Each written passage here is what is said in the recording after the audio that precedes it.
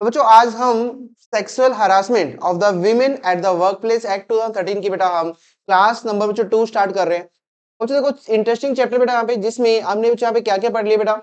First class में बेटा हमने यहाँ पे डेफिनेशन कंप्लीट कर ली थी आपकी कि सेक्सुअल हरासमेंट क्या होता है, वर्क प्लेस क्या होता है, एग्रीड वीमेन किसको बोलते हैं, कंप्लेंट किसको होगा। अच्छा एक बता सकते हो जिसके अगेंस्ट कंप्लेंट की जाती है उस पर्सन को क्या नाम बोला जाता था? रिस्पोंडेंट। तो बेटा ठीक है यहाँ पे, तो रिस्पोंडेंट जिसके अगेंस्ट कंप्लेंट की जाती थी, वो जो रिस्पोंडेंट कोई भी हो सकता था, एक एम्प्लॉयर भी हो सकता था, एक कोवर्कर भी हो सकता था, कोई कलीग भी हो सकता था। ठीक है जी, कोई भी पर्सन बेटा वहां पे हो सकता था। तो यहाँ पे बच्चों उसके बाद हमारा एक टॉपिक बेटा यहाँ पे चल रहा था कि जब भी बच्चों को बच्चों इसमें ना, वैसे तो मैंने क्लास डाल दिया, आपने देखी नहीं होगी, देखी है आपने? नहीं देखी, चलो कोई बात नहीं, मैं थोड़ा सा आपको रिकैप कर देता हूं आपसे। तो इसमें ना देखो सेक्सुअल हरासमेंट का मतलब क्या होता है बेटा, कि जो एक ज्यादातर जो वीमेन होती है बच्चों, उसको ना कहीं जो वर्क प्लेस में काम करती है तो उसको ना कुछ प्रॉब्लम्स आती है वहां पे। और क्या क्या जो प्रॉब्लम उसको आती है कि वहां पे मतलब सेक्सुअल हरासमेंट के रिगार्डिंग, कि वहां पे उसको इस चीज के रिगार्डिंग फोर्स किया जाता है। ठीक है यहाँ पे, तो बच्चों उस चीज को कैसे रोका जाएगा, वीमेन को कैसे प्रोटेक्ट किया जाएगा, तो इस चीज के रिगार्डिंग आपको बताया गया है। ठीक है यहाँ पे, बाकी आप जो देखोगे जनरल सिचुएशन है, मतलब जहां पे डेफिनेशन में था एग्रीड वीमेन कौन होगा, जिसके साथ ये चीज हरासमेंट हुआ है। ठीक है, एक आपको डेफिनेशन मिलेगी सेक्सुअल हरासमेंट क्या होता है। तीसरी चीज बच्चों पे आपको जो पता चलेगा दैट इज कि रिस्पोंडेंट कौन होगा, मतलब जिसके अगेंस्ट कंप्लेंट की गई है कि सर ये पर्सन है, ये पर्सन है जिसने ऐसा किया है। ठीक है, वर्क प्लेस का मतलब क्या होगा, बट वो सब चीजें तो आपको नॉर्मली वहां से पढ़ लोगे आप। मेनली बेटा यहाँ पे आपको जो मेन पढ़ना है दैट इज कि इसको रोकने के लिए क्या किया गया है। और वही चीज जो मैं आपको रिवाइज करा दूंगा, इसको रोकने के लिए बेटा यहाँ पे हमारी एज पर द लॉ दो तरह की कमेटी बनाई जाती है। किस किस नाम से बेटा कमेटी आएंगी? That is the internal complaint committee, और दूसरी बेटा कमेटी क्या होगी? Local complaint committee. क्या क्या जो कमेटी बनाई जाएंगी?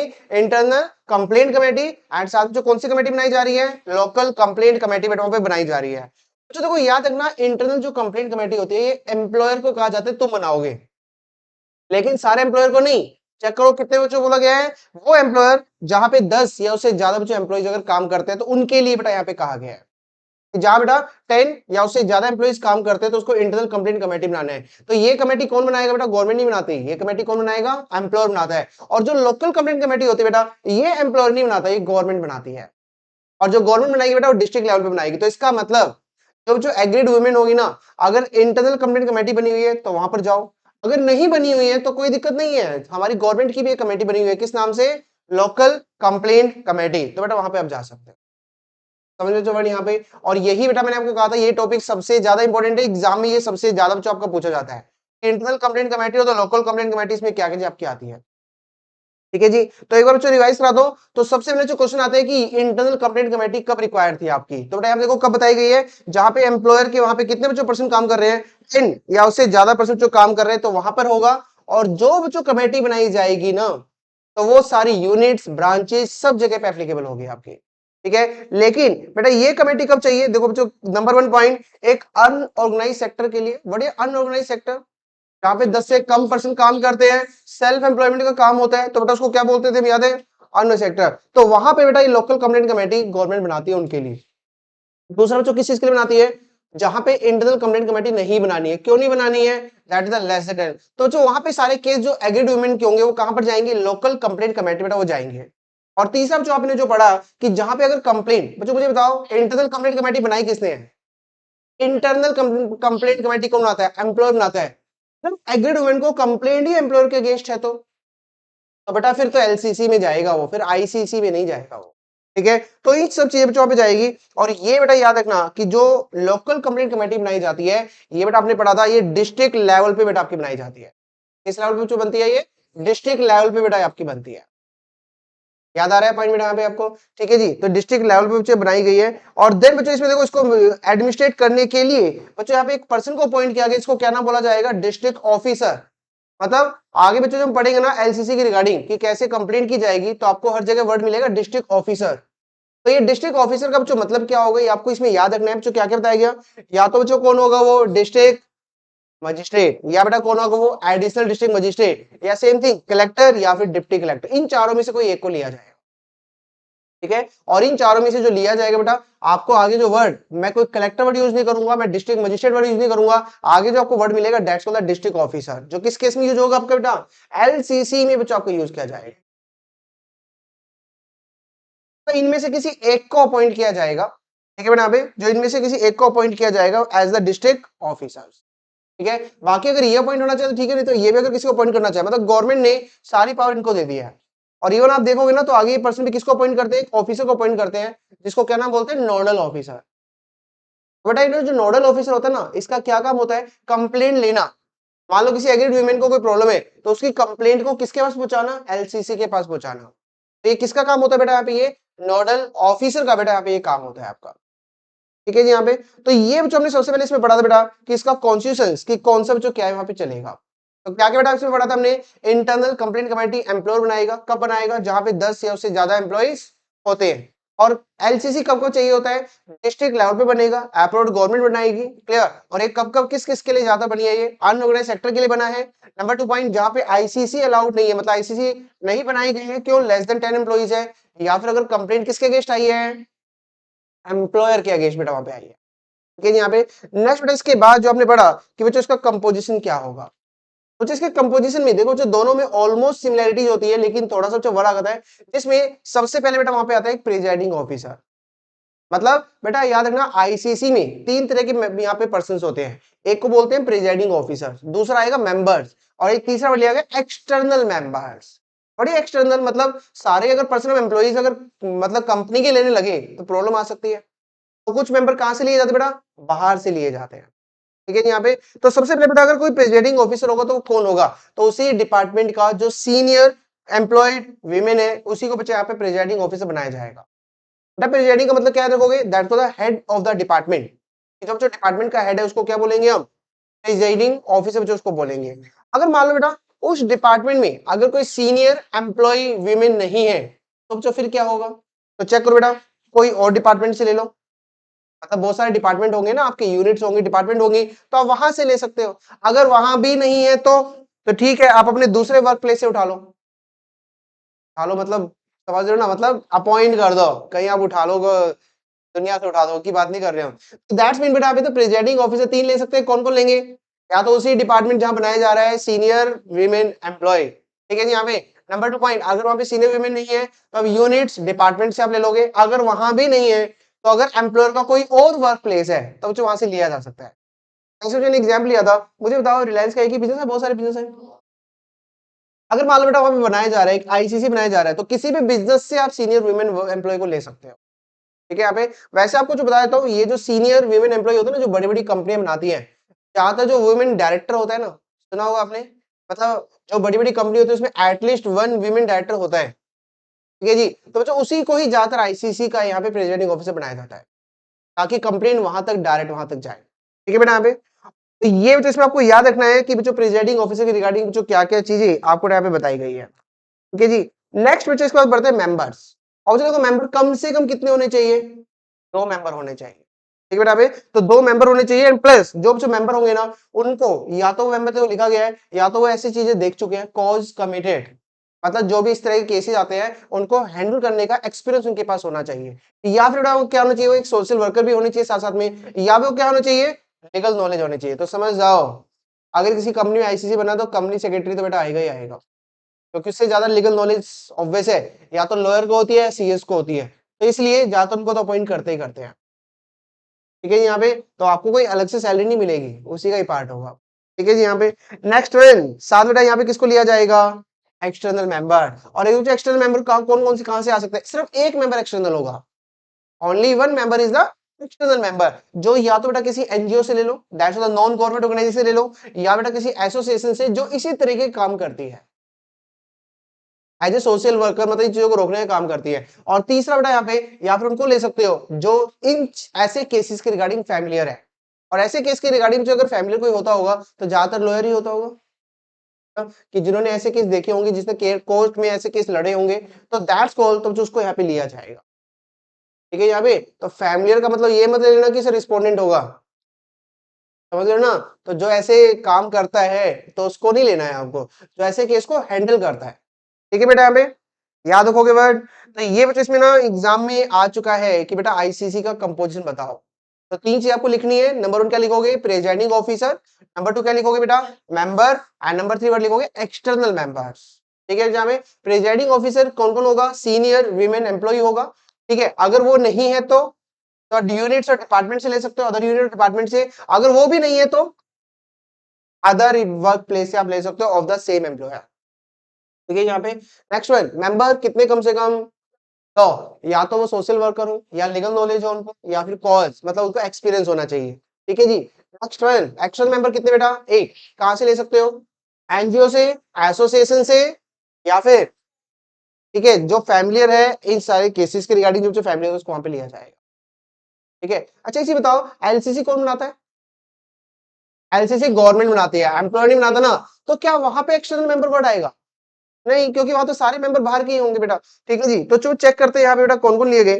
तो जो सबसे पहला वर्ड यहाँ पे लेके चलना है, यहाँ पे जो आपका प्रेसाइडिंग ऑफिसर नहीं कहा गया, यहाँ पे चेयरमैन कहा गया।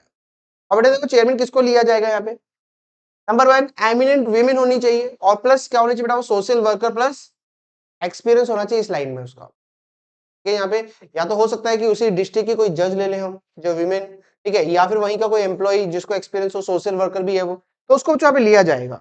एंड प्लस बेटा हमें मेंबर जो लिए जाएंगे, देखो जो कितने मेंबर लिए जाएंगे, 1 वीमेन प्लस 2 वीमेन, मतलब टोटल कितने हो गए, 3।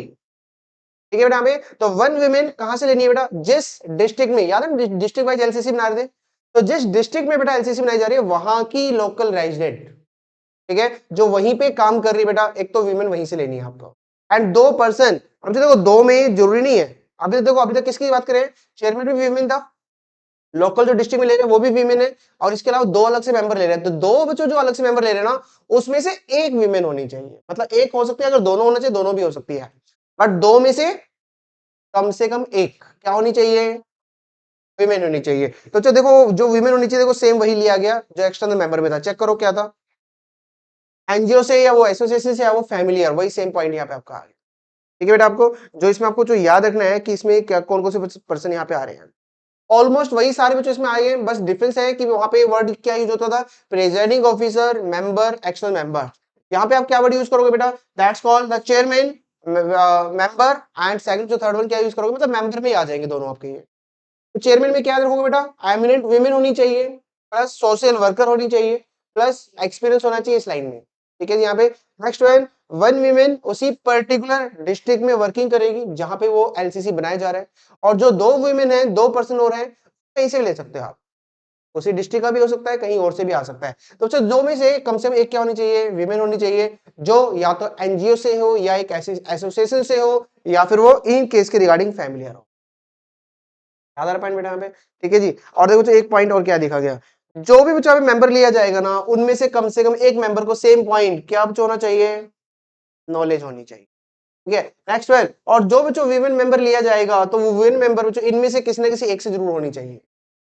मतलब ये जो 3 मेंबर की बात कर रहा हूं मैं, 1 और 2, तो यहाँ पे जितने भी आपने वीमेन लिए है, वो वीमेन आप या तो वो एससी से हो, या एसटी से हो, या ओबीसी से हो, या माइनॉरिटी से होनी चाहिए।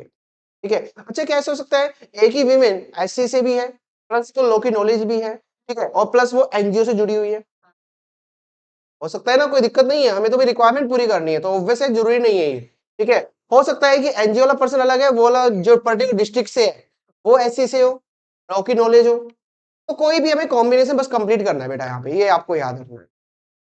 कोई डाउट बेटा यहाँ तक किसी को, ठीक है जी, तो बच्चे यहाँ तक हमने किया था, और एक पॉइंट बेटा यहाँ पे आपको देखो एक नोट दिया गया था यहाँ पे, तो आईसीसी के केस में दिया गया था कि जितने मेंबर्स वहां पर है, याद है कितने मेंबर हो गए थे, मिनिमम 2 मेंबर तो एम्प्लॉयर वाले थे, है ना, जो एम्प्लॉय थे, और एक एक्सटर्नल मेंबर था, तो बच्चों जितने टोटल मेंबर होंगे ना, उसका कम से कम हाफ वहां पे क्या होनी चाहिए, विमेन। अब मुझे बताओ 3 मेंबर हो गए, तो कम से कम हाफ विमेन होनी चाहिए, तो इसका मतलब 3 में से कम 2 तो होंगे ही होंगे, अगर 4 है तो 2, तो भी 2 कम करेंगे, मिनिमम बोला गया है, ये नहीं कहेंगे कि मतलब इतना इससे ऊपर जाना है। ठीक है, यहाँ पे नेक्स्ट वन, अगर 5 होंगे तो 3। ठीक है, यहाँ पे बाकी आपको क्या लगता है इतने मेंबर पॉइंट किए जाते होंगे यहाँ पे, जी नहीं, बस जो रिक्वायरमेंट बताएगी वो ज्यादातर पॉइंट करते हैं, और बाकी डिपेंड करता है कि कंपनी कितनी बड़ी है। ठीक है, यहाँ पे कंपनी का स्ट्रक्चर कितना बड़ा है उसके अकॉर्डिंग वहां पे जो डिपेंड किया जाता है। तो बच्चों हमारा यही टॉपिक बेटा कंटिन्यू चल रहा था, जो मैंने भी आपको बताया बच्चों कमेटी का, जिसमें आपने बेटा 2 टॉपिक अभी तक कंप्लीट कर लिए थे, कौन कौन से, नंबर 1 कॉन्स्टिट्यूशंस, इसको आप जो व्हेन रिक्वायर्ड बेटा जो लिखा गया है, आप इसको कह सकते हो ये हमने किस इसके रिगार्डिंग बेटा बात की थी, कॉन्स्टिट्यूशंस के रिगार्डिंग बात की थी कि ये कब चाहिए कैसे चाहिए। ठीक है जी। और सेकंड बेटा यहाँ पे आपने जो यहाँ पे अपना पढ़ लिया था दैट इज द कंपोजिशन, सो ये भी बच्चों आपका यहाँ पे कंप्लीट हो गया था।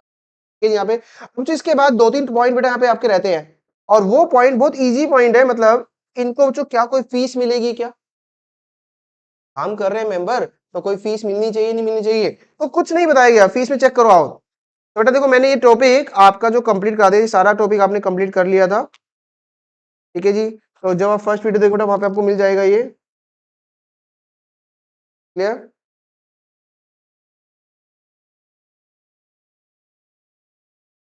हाँ जी, तो बेटा ये वाला टॉपिक आपका कंप्लीट हो गया था, कॉन्स्टिट्यूशन कंप्लीट हो गया, कंपोजिशन बच्चों कंप्लीट हो गया आपका। ठीक है जी, तो ये देख लो कंपोजिशन कंप्लीट हो गया। तो इसके बाद बच्चों नेक्स्ट जो टॉपिक आपको दिया गया, क्या टॉपिक दिया गया बेटा? टेन्योर। ठीक है जी, तो कितने टाइम के लिए बच्चों इनको अपॉइंट किया जाएगा, जो भी प्रेजाइडिंग ऑफिसर होगा और जो मेंबर होगा। तो आपको पता बच्चों मैं यहाँ पर ये सारी लिस्ट क्यों बना रहा हूँ, क्योंकि यहाँ पे ना मतलब आपको दोनों में कंपैरिजन से आपको पता चलेगा, क्योंकि एग्जाम में जो टॉपिक आता है ना कई बार दोनों टॉपिक एक साथ पूछ लेते हैं, तो आपको अलग अलग आप याद करते हैं तो बाद में कंफ्यूजन कैलकुलेट होती है किसमें क्या था। ठीक है, तो इसलिए बेटा इसको अगर आप याद करोगे ना तो टेबल फॉर्मेट में इसको याद करना, टॉपिक आपके लिए बहुत इजी बच्चों पे आपका हो जाएगा, सिंपल। ठीक है जी, हाँ बेटा, तो कितने बच्चों कितने टाइम के लिए होल्ड करेंगे ऑफिस, देखो लिखा गया नॉट एक्सीडिंग 3 इयर्स, तो 3 साल से बच्चों ज्यादा नहीं होना चाहिए। ठीक है बेटा, हमें 3 साल से ज्यादा नहीं होना चाहिए, दिस द पॉइंट, याद रखोगे वर्ड। ठीक है जी, तो यहां बच्चों कह सकते हैं राइट द टेन्योर, और टेन्योर बच्चों रखा गया that is the maximum 3 years सबके लिए, चाहे वो मेंबर है चाहे प्रेजाइडिंग ऑफिसर, सबके लिए 3 इयर्स बच्चों पे रखा गया है यहाँ पे। अब देखो यहाँ पे फायदा क्या हो गया है, आप इससे पढ़ोगे ना तो यहाँ भी आपको बिल्कुल सेम आपको मिलेगा, मतलब आईसीसी में अगर 3 इयर्स है, एलसीसी में भी 3 इयर्स है, फायदा हो गया ना पढ़ने का। आओ चलो देखते हैं साथ साथ में। ठीक है जी, तो देखो बेटा क्या दिखा गया है, तो ये भी हमने बच्चों यहाँ पे टिक मार्क कर लेना। क्या क्या कंप्लीट कर लिया था बेटा, कॉन्स्टिट्यूशन कंप्लीट हो गया था आपका। ठीक है जी, ये मैंने आपको करवा दिया टॉपिक, कंपोजिशन बेटा मैंने आपको करवा दिया टॉपिक, टेन्योर पढ़ो बेटा, यहाँ पे देखो यहाँ पे कितना लिखा हुआ है, चेयरमैन और द एवरी मेंबर बेटा नॉट एक्सीडिंग 3 इयर्स, तो जहां से वो अपॉइंट किए जाएंगे बेटा वहां से 3 इयर्स का टाइम वहां पे लिया गया, इजी है ना। ठीक है, तो ये फायदा होता है बेटा पढ़ने का, मतलब यहाँ पे आप लिख सकते हो कि सेम प्रोविजन बेटा यहाँ पे आपका एप्लीकेबल यहाँ पे हो गया। हाँ, नहीं रीअपॉइंट नहीं होंगे इनको, अगर रीअपॉइंटमेंट के लिए कुछ कहा नहीं गया। ठीक है, यहाँ पे तो रीअपॉइंटमेंट के लिए अगर साइलेंट है तो एक चीज आपको बता दो बेटा, देखो अगर कोई रीअपॉइंटमेंट के लिए साइलेंट होता है ना तो इसका मतलब वो रीअपॉइंट हो सकते हैं। ठीक है, यहाँ पे तो अगर देखो सीधी सी बात है, उसको रीअपॉइंटमेंट के लिए रोकोगे ना तो वो लॉ में लिखा होना चाहिए कि shall not be eligible for the reappointment. अब क्या ऐसा कोई वर्ड लिखा है, क्या यहाँ पे लिखा है कि एलिजिबल फॉर रीअपॉइंटमेंट, ये भी लिखा गया तो इसका मतलब हो सकते हैं, लॉ इज साइलेंट। बेटा समझ आ पाई यहाँ पर? ठीक है, तो क्या याद रखोगे दोनों का बेटा, प्रेजाइडिंग ऑफिसर हो चाहे चेयरमैन हो चाहे मेंबर्स हो, कितने टाइम के लिए बेटा अपॉइंट किए जाएंगे।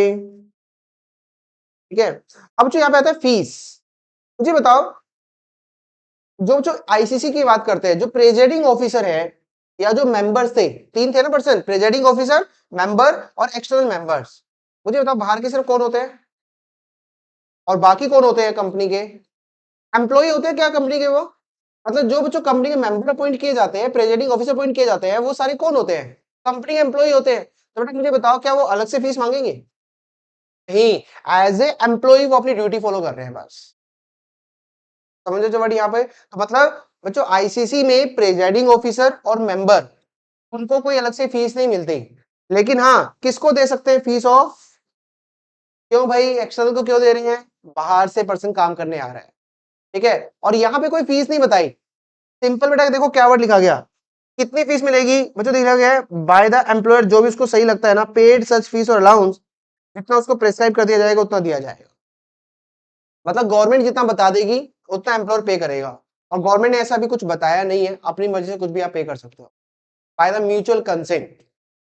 ठीक है बेटा, यहाँ पे तो यहाँ बच्चों आप कह सकते हो कि जो फीस मिलेगी ना वो सिर्फ किसको मिलती है बेटा, यहाँ पे एक्सटर्नल मेंबर को मिलेगी। ठीक है, और ये जो फीस पे की जाएगी ये कोई गवर्नमेंट पे नहीं करेगी आईसीसी केस में, shall be paid by employer. यहाँ बेटा एम्प्लॉयर पे करेगा एज मे बी प्रिस्क्राइब।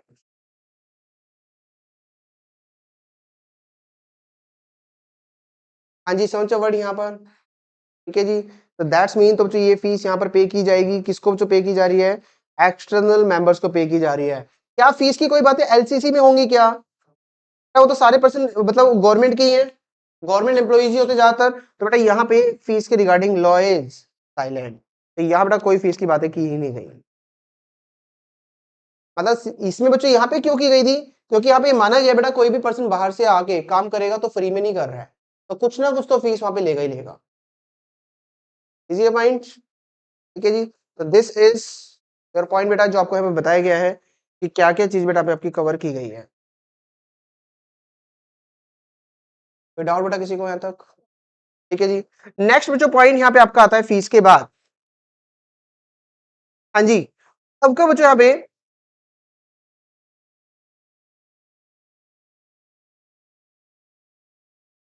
बेटा मैं नेक्स्ट पॉइंट पर लिख रहा हूँ दैट्स कॉल्ड द रिमूवल। मैं उसको कैजुअल वैकेंसी की जगह वर्ड लिख रहा हूँ रिमूवल। मुझे बताओ, आपने जो प्रेजाइडिंग ऑफिसर अपॉइंट किया, जो मेंबर अपॉइंट किया, अगर बेटा वो सही से काम ना करे, क्या उसको रिमूव कर सकते हैं? या अपनी पोजीशन का मिसयूज करे तो कर सकते हैं, नहीं कर सकते हैं? तो जो चेक करो कब कब उसको रिमूव कर सकते हो आप, पहले पढ़ो बेटा इसमें। टेन्योर का हो गया, फीस का हो गया, बच्चों लास्ट पॉइंट आपको दे रखा है। तो देखो बच्चों पॉइंट नंबर 1 बेटा यहाँ पे ना आपको डायरेक्ट है जो कॉन्ट्रावीन करता है प्रोविजन ऑफ सेक्शन नंबर 60, ठीक है यहाँ पे। तो देखो कॉन्ट्राविन में जो आगे आप पढ़ोगे ना, तो एक एप्लीकेशन जो यहाँ पे जाती है कि एप्लीकेशन को सही से सपोर्ट नहीं करते या फिर किसी मैटर को दबाने की कोशिश करते हैं, तो बेटा ये सब किस में कवर होता है आपका, सेक्शन 16 में। और बेटा अगर ये दोनों पर्सन ऐसा कोई काम करते हैं, क्या उसको रिमूव किया जा सकता है क्या? ठीक है, तो बच्चों आप एग्जाम में डायरेक्ट क्या लिखोगे कि नंबर 1 पॉइंट कब रिमूव किया जा सकता है, अगर वो कॉन्ट्रावीन करेंगे सेक्शन नंबर 16 को।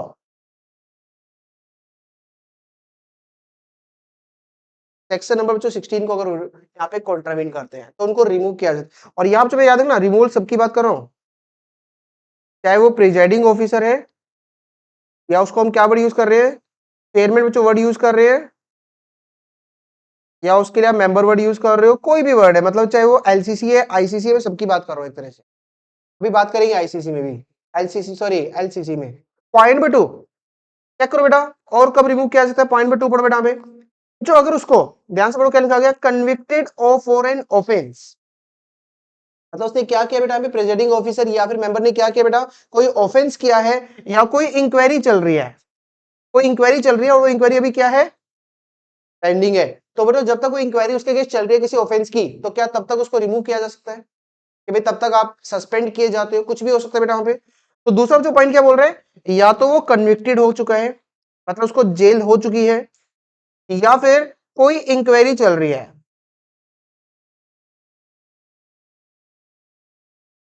Inquiry pending against the offence.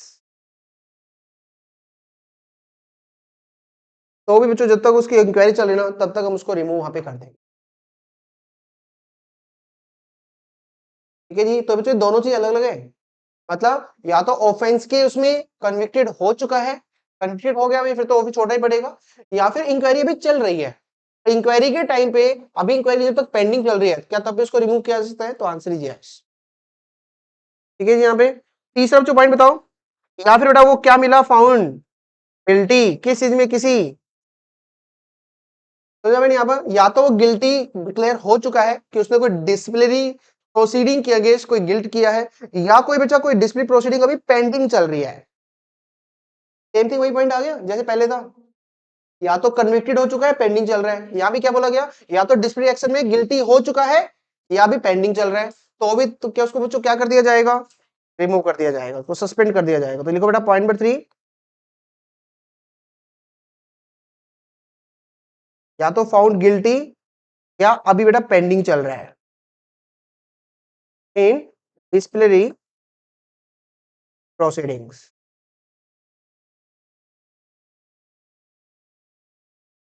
तो बच्चों वहां पे हम उसको वहां पे उसको रिमूव करके वो एक कैजुअल वैकेंसी वहां पे अराइज हो जाएगी। सिचुएशन समझ में आ रही है सारी बेटा आपको, ठीक है। फोर्थ पॉइंट पर बेटा, फोर्थ पॉइंट क्या लिखा गया इसकी, तो सी आई रहेगा ना, ए EISCIPLINARY। अब ठीक है, अब ठीक है भाई, करेक्ट नहीं कर सकते खुद, हाँ टीचर को बताएंगे सर ये गलत कर दिया। चलो कोई बात नहीं, अच्छी बात है बता दिया तो। हाँ जी, लास्ट पॉइंट बेटा, वो क्या कर रहा है अपनी पोजीशन का मिसयूज कर रहा है, और किसके अगेंस्ट कर रहा है, प्री जुडिशियल टू द, मतलब वो कह रहा है जी प्रिजाइडिंग ऑफिसर कह रहा है मैं बताऊंगा कि इस एग्रीड वुमेन को बोलने का मौका दिया जाएगा नहीं दिया जाएगा। ये कोई तरीका है? हाँ, या फिर प्रॉपर तरीके से ईमानदारी से इंडिपेंडेंसी से काम करना चाहिए नहीं करना चाहिए। तो जहां पे वो पर्सन अपनी पोजीशन का बेटा मिसयूज करता है,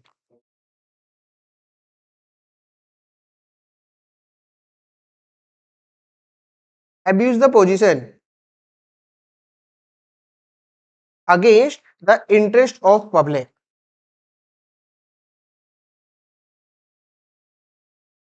तो ये सब केस है बेटा जहां पर हम उसकी जो चेयर है उसको छीन लेंगे, ठीक है, उसको उस चेयर से भगा देंगे, हटा देंगे, कुछ भी कर देंगे। क्लियर? तो क्या क्या मुझे पॉइंट बताएंगे, नंबर 1 पॉइंट, या तो बेटा वो कॉन्ट्रावीन करता है सेक्शन 16, या बेटा वो क्या करता है कन्विक्टेड और इंक्वायरी चल रही है पेंडिंग अगेंस्ट द ऑफेंस, या फिर जो फाउंड गिल्टी और द पेंडिंग, या फिर वो क्या करता है अपनी पोजीशन को जो मिसयूज वहां पे करता है। ठीक है, और इन सब केस में बेटा याद रखना उसका ऑफिस खत्म हो जाएगा, रिमूव हो जाएगा, और कैजुअल वैकेंसी यहाँ पे अराइज हो जाएगी।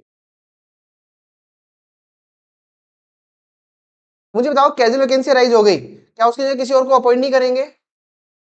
करेंगे ना, तो बताओ सेम थिंग वैसे अपॉइंट करेंगे जैसे एम्प्लॉयर ने प्रेजाइडिंग या मेंबर को अपॉइंट किया था, सिंपल थिंग जैसे अपॉइंट किया जाता है, तो वैसे भी उसको अपॉइंट वहां पे कर दिया जाएगा।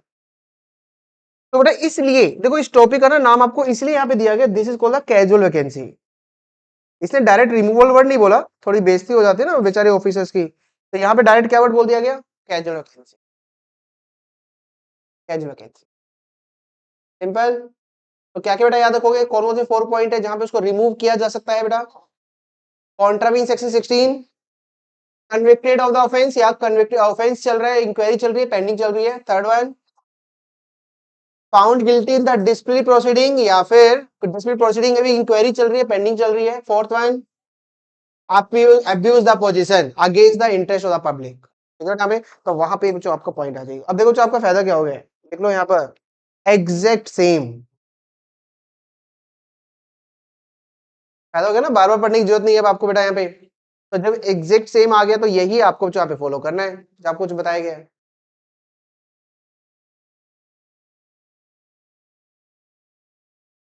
एग्जैक्ट सेम बेटा आपको यहाँ पे फॉलो करना है।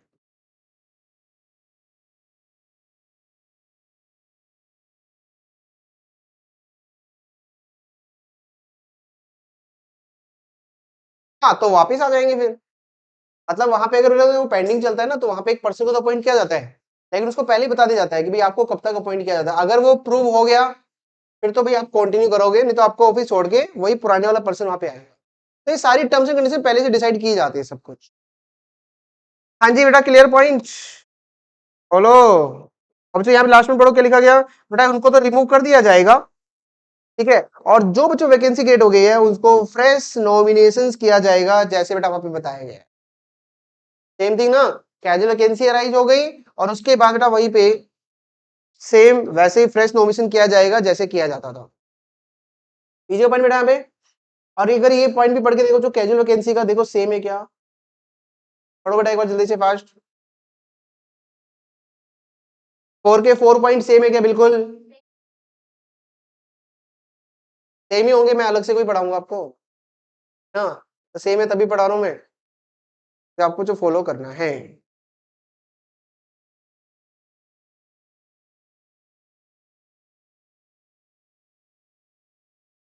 बोलो बेटा कोई दिक्कत यहाँ तक, कोई प्रॉब्लम?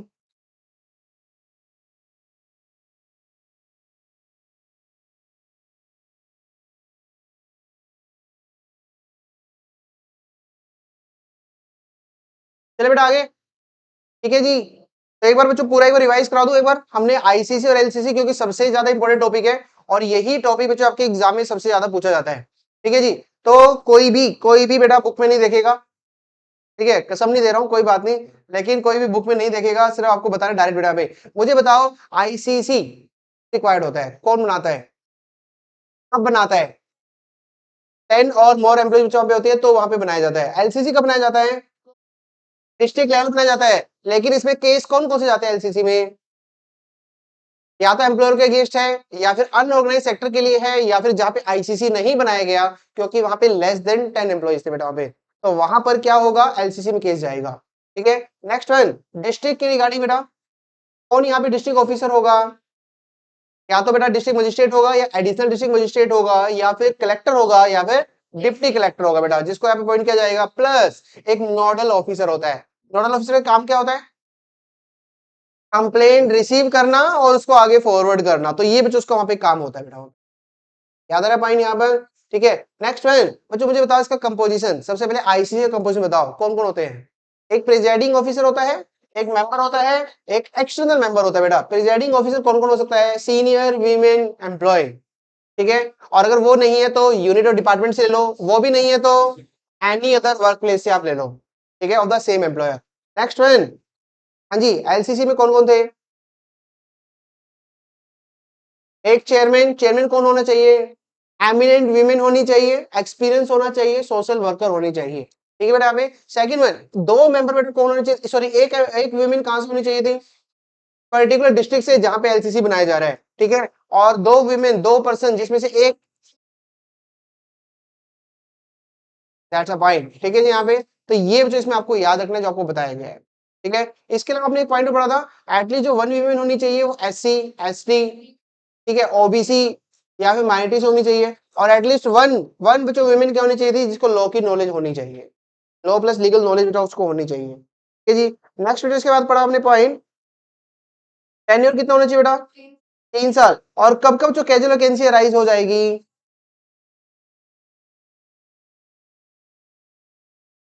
ठीक है जी, कॉन्ट्रावीन सेक्शन 16 को किया गया है। पॉइंट नंबर 2 बेटा क्या पढ़ा आपने इसमें?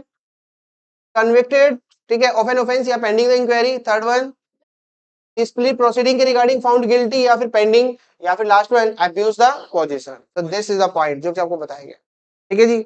तो यहाँ पे हमने आईसीसी बना दिया, एलसीसी बना दिया बेटा। अब यहाँ पे कंप्लेंट कितने टाइम में की जाएगी, कैसे की जाएगी, तो बेटा इसका पूरा स्टेप आपको जो बताया गया, तो इसमें कैसे बच्चों क्या क्या चीजें की जाएंगी, तो आप बेटा पढ़ते हैं इसमें। तो नेक्स्ट जो टॉपिक यहाँ पे आपका आता है बच्चों, दैट्स कॉल्ड द प्रोसीजर। जब बच्चों कोई कंप्लेंट की जाएगी, कोई अगर लेडी कंप्लेंट करती है तो वो कैसे करेगी, बच्चों उसका प्रोसीजर आपको बताया गया। Procedure of complaint,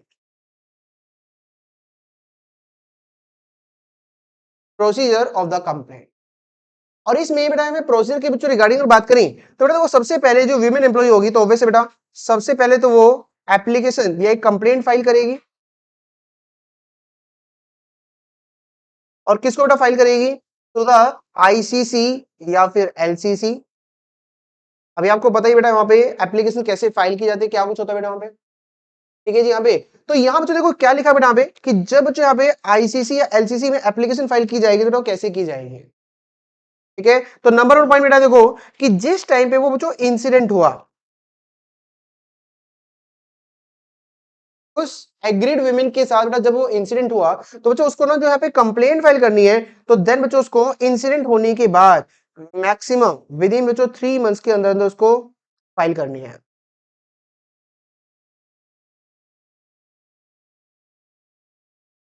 file complaint to the ICC या फिर LCC as the case may be. आपको पता है बेटा यहाँ पे आईसीसी में कब जाता है और एलसीसी में कब जाता है, ठीक है। तो वो बच्चों उसको कितने टाइम, थ्री कितने मंथ में एप्लीकेशन फाइल करनी है? 3 मंथ। 3 मंथ कहां से? From the date of incident, कि जहां से इंसिडेंट हुआ। अच्छा ये बताओ, मान लो एक सिंगल इंसिडेंट नहीं हुआ, उसके साथ सीरीज ऑफ द इंसिडेंट हुआ है,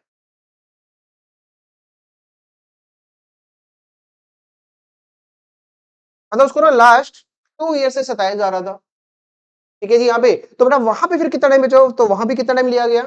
3 मंथ। तो उसको बच्चों जो एप्लीकेशन फाइल करनी है वो बच्चों उसको 3 मंथ्स में ही करनी है, लेकिन ये 3 मंथ्स कहां से लिया जाएगा? From the date of last incident.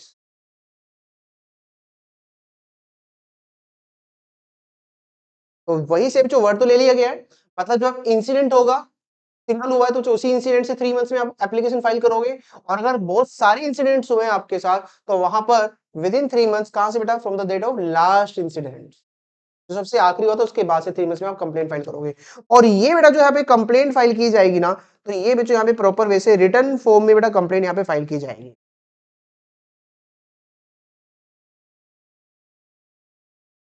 Return में यहाँ पे कंप्लेंट फाइल की, ठीक है। अच्छा एक पॉइंट मुझे बताओ, अगर वो विमेन, अगर वो रिटर्न में लिखने की उसकी सिचुएशन नहीं है, ठीक है, यहाँ पे तो नॉट एबल टू राइट, तो बेटा उस केस में क्या होगा? हाँ जी, तो बेटा उस केस में याद रखना कि वहां पर ना जो प्रिजाइडिंग ऑफिसर था, या जो एलसीसी केस में जो डिस्ट्रिक्ट ऑफिसर था, तो बेटा वो उसको, अगर वो एबल नहीं है,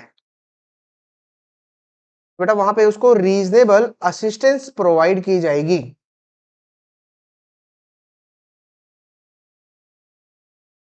reasonable assistance to file complaint. बेटा अभी तो हम सिर्फ जस्ट कंप्लेंट फाइल कर रहे हैं कि कंप्लेंट बच्चों कैसे वहां पे की जाएगी। तो कंप्लेंट में बच्चों 2-3 चीज आपको याद रखनी है कि जब भी बच्चों एग्रीड वुमेन कोई प्रॉब्लम होगी तो या तो आईसीसी या फिर एलसीसी, जो भी आपको बताया गया है, तो वहां पे कंप्लेंट करनी पड़ेगी। कितने टाइम बच्चों कंप्लेंट की जाएगी? 3 मंथ्स में जो कंप्लेंट वहां पे फाइल करनी है। और अगर सीरीज ऑफ इंसिडेंट होता है बच्चों कितने टाइम में?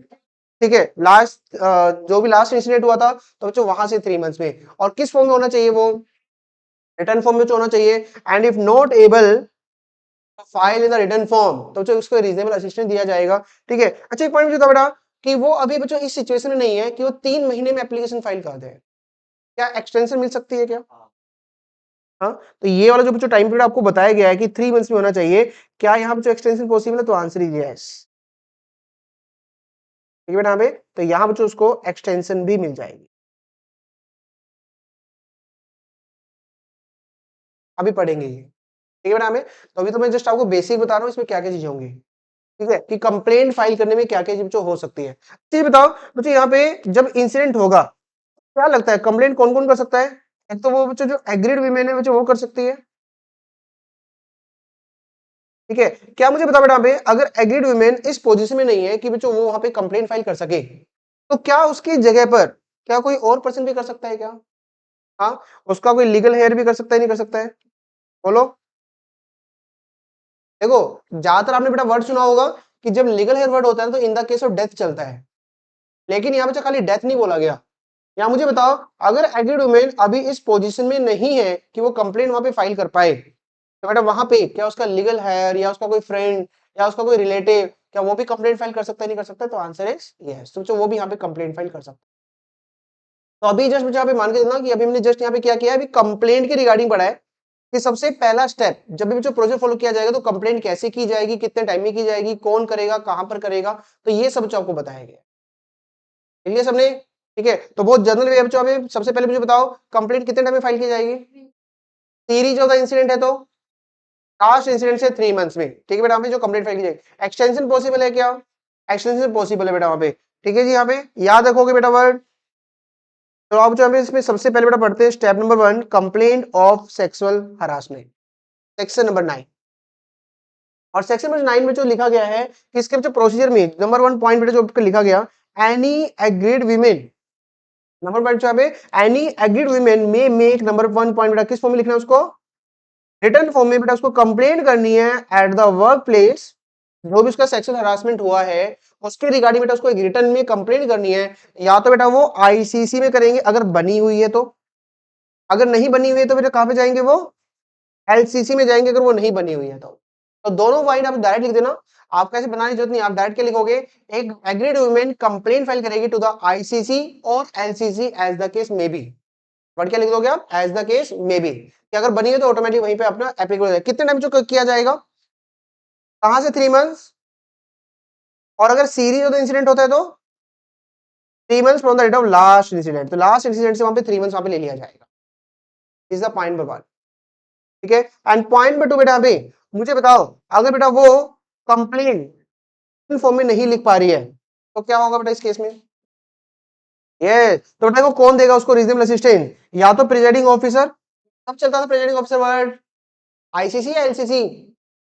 आईसीसी, ठीक है, या फिर उसका जो मेंबर आईसीसी का, या फिर चेयरमैन वर्ड कब चलता था, ठीक है जी, या फिर member of LCC, as the case में भी। और या एज द केस में भी क्यों लिखा गया, केस आईसीसी में करना है तो उसके लिए प्रेजेंटिंग मेंबर आएगा, एलसीसी में करना है तो चेयरमैन और मेंबर वर्ड आएगा बेटा यहाँ पे। तो वो उसको बच्चों क्या करेंगे, रीजनेबल असिस्टेंस प्रोवाइड करेंगे for making the complaint in your, reasonable assistance जो वहां पे प्रोवाइड करेंगे। This is the point number 2। समझ आ रही स्टोरी बेटा आपको यहाँ पे। पॉइंट नंबर 3 बेटा आगे पढ़ते हैं। हाँ जी, क्या टाइम एक्सटेंड हो सकता है बेटा, देखो लिखा गया है हो सकता है अगर उनका रीजन है, लेकिन कितना होगा मैक्सिमम 3+3। तो मतलब यहाँ पे बोल सकते हो बेटा यहाँ पे, तो यहाँ लिख सकते हो बेटा यहाँ पे जो एक्सटेंशन मिलेगी वो मैक्सिमम कितने मंथ्स की और मिलेगी, तो टोटल 6 मंथ्स में कंप्लीट होनी चाहिए, इससे ऊपर नहीं जाएगा। अगर आप वाकई अगर आईसीसी एलसीसी में जाना चाहते हो तो यहाँ पे टाइम पीरियड 6 मंथ। अच्छा ये बताओ, अगर एक लेडी 6 मंथ्स में नहीं कर पा रही है तो कंप्लेंट तो क्या होगा, हाँ जी, 6 मंथ्स में कंप्लेंट फाइल नहीं कर पा रही बेटा वहां पे, तो उस केस में क्या आप कोई कंप्लेंट नहीं कर सकती, क्या वो जो रिस्पोंडेंट था वो बच गया, फिर क्या होगा बेटा, उस केस में याद रखना ये एक्ट उसकी हेल्प नहीं कर पाएगा, फिर उस केस में आप जाओगे सिविल कोर्ट, सिविल कोर्ट या क्रिमिनल कोर्ट, तो वहां पे आप जाओगे, और वहां जब आप जाओगे बेटा तो वहां पे ना एक एक्ट और बना हुआ है जो आपने जेएजएल में पढ़ा हुआ है, लिमिटेशन एक्ट, अब वो तो 3 साल वहां पे अलाउड करता है जो आप कंप्लेंट फाइल कर सकते हो, है ना, तो दैट्स मीन तो वहां पे आप फिर कंप्लेंट करने जा सकते हो। लेकिन अगर आप चाहते हो कि फास्ट डिसीजन होना चाहिए, फटाफट और डिसीजन आ जाए आईसीसी या एलसीसी की तरफ से, तो बेटा फिर तो आपको 3+3 फॉलो करना पड़ेगा, ठीक है जी, इजी है। नेक्स्ट में जो पॉइंट क्या लिखा गया देखो, अगर बेटा वो भी अनेबल है, वो कर ही नहीं पा रही है, या तो फिजिकल या मेंटल इनकेपेसिटी की वजह से या डेथ की वजह से किसी और वजह से, वो एग्रीड वीमेन कंप्लेंट कर ही नहीं पा रही है, क्या उसके ब्याह पे कोई और पर्सन कर सकता है क्या, ठीक है जी, तो दैट्स तो देखो कौन कौन कर सकता है, या तो उसका लीगल हेयर कर सकता है, या कोई और person as prescribed may make a complain under this section. सारे पॉइंट कवर हो गया आपके बेटा यहाँ पे कि कौन कौन यहाँ पे कंप्लेन यहाँ पे कर सकता है, इजी है पॉइंट, ठीक है जी। तो दिस इज जो पॉइंट नंबर 1 जो जहां पे आपको कंप्लेन यहाँ पे फाइल करनी है, कोई डाउट बेटा किसी को, ठीक है। नेक्स्ट जो पॉइंट इसके बाद आता है कि जो बेटा पे कंप्लेंट फाइल की जाएगी उसमें कंटेंट क्या क्या लिखना है, इसको नोट की फॉर्म में लिखना स्टेप नंबर 1 में ही, कि that is the content of complaint, content of complaint. तो मुझे बता बेटा यहाँ पे कि जो भी उसके साथ इंसिडेंट हुआ है उसके बारे में बताया जाएगा, है ना, इंसिडेंट के बारे में क्या बताया जाएगा कि कब हुआ था, किस डेट को हुआ था, कितने बजे की बात है ये, देखो लिखा हुआ ना, क्या क्या बताया जाएगा, डेट, टाइमिंग, और तीसरा जो क्या बताया जा रहा है लोकेशन, और कहां की बात है ये। तो जब भी जब हमें कंप्लेंट फाइल की जाएगी तो सबसे पहले आपको इंसिडेंट के बारे में बताना है कि वो इंसिडेंट कहां पे हुआ था, उसका date time and the location, ठीक है। दूसरा पॉइंट, रिस्पोंडेंट कौन है, नेम ऑफ द रिस्पोंडेंट, और तीसरा पॉइंट बेटा यहाँ पे कि आपका उसके साथ वर्किंग रिलेशन क्या है,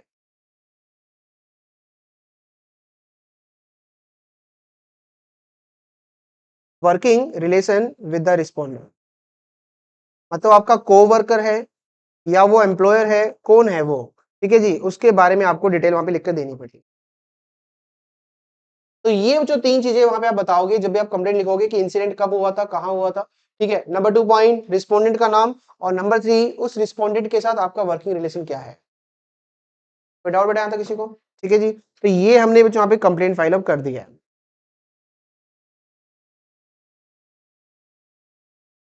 क्लियर, कोई डाउट बेटा था किसी को, ठीक है। तो इसको बहुत इजी वे से चलेंगे, कोई दिक्कत नहीं है, हमारे पास बहुत टाइम है आराम से करने का, क्लियर। तो इसको जितना स्टोरी वाइज समझोगे ना उतना बेस्ट रहेगा। अब जो इसके बाद जब कंप्लेंट आ चुकी है बेटा यहाँ पे, किसके पास कंप्लेंट आ चुकी है, आईसीसी या फिर एलसीसी के पास आ गई है, तो बेटा यहाँ पे वो चेक करेंगे कि क्या कॉन्सिलेशन हो सकता है क्या, मतलब यहाँ जो आईसीसी या फिर एलसीसी विल डिसाइड,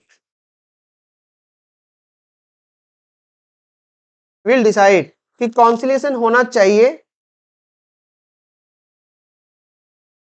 कॉन्सिलेशन होना चाहिए या कॉन्सिलेशन नहीं होना चाहिए।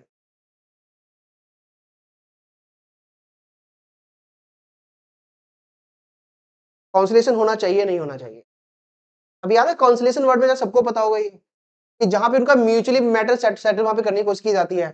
अब जो मान लो वो एग्रीड वुमेन कहती है कि सर मैं नहीं चाहती कि मैटर बहुत ज्यादा बड़ा हो, ठीक है, हम यहीं पे ना इसको बस आप उससे कहो कि सॉरी कह दे या कुछ भी, सेटल कराओ मैटर बस वहां पे, ठीक है। तो बच्चों यहाँ पे हम किस चीज के लिए यहाँ पे बात करें, कॉन्सिलेशन का मतलब क्या है बेटा, कि क्या वो मैटर यहीं पे वो सेटलमेंट करना चाहते हैं नहीं करना चाहते हैं। और बेटा देखो सेटलमेंट तभी होती है जब एग्रीड विमेन रिक्वेस्ट करती है, मतलब वहां पे आईसीसी एलसीसी कहती है कि सर मुझे मैटर बड़ा नहीं करना है, ठीक है। तो इसका मतलब बच्चा कॉन्सुलेशन के लिए, ये हमेशा कॉन्सुलेशन के लिए कब किया जाएगा, ऑन द रिक्वेस्ट ऑफ,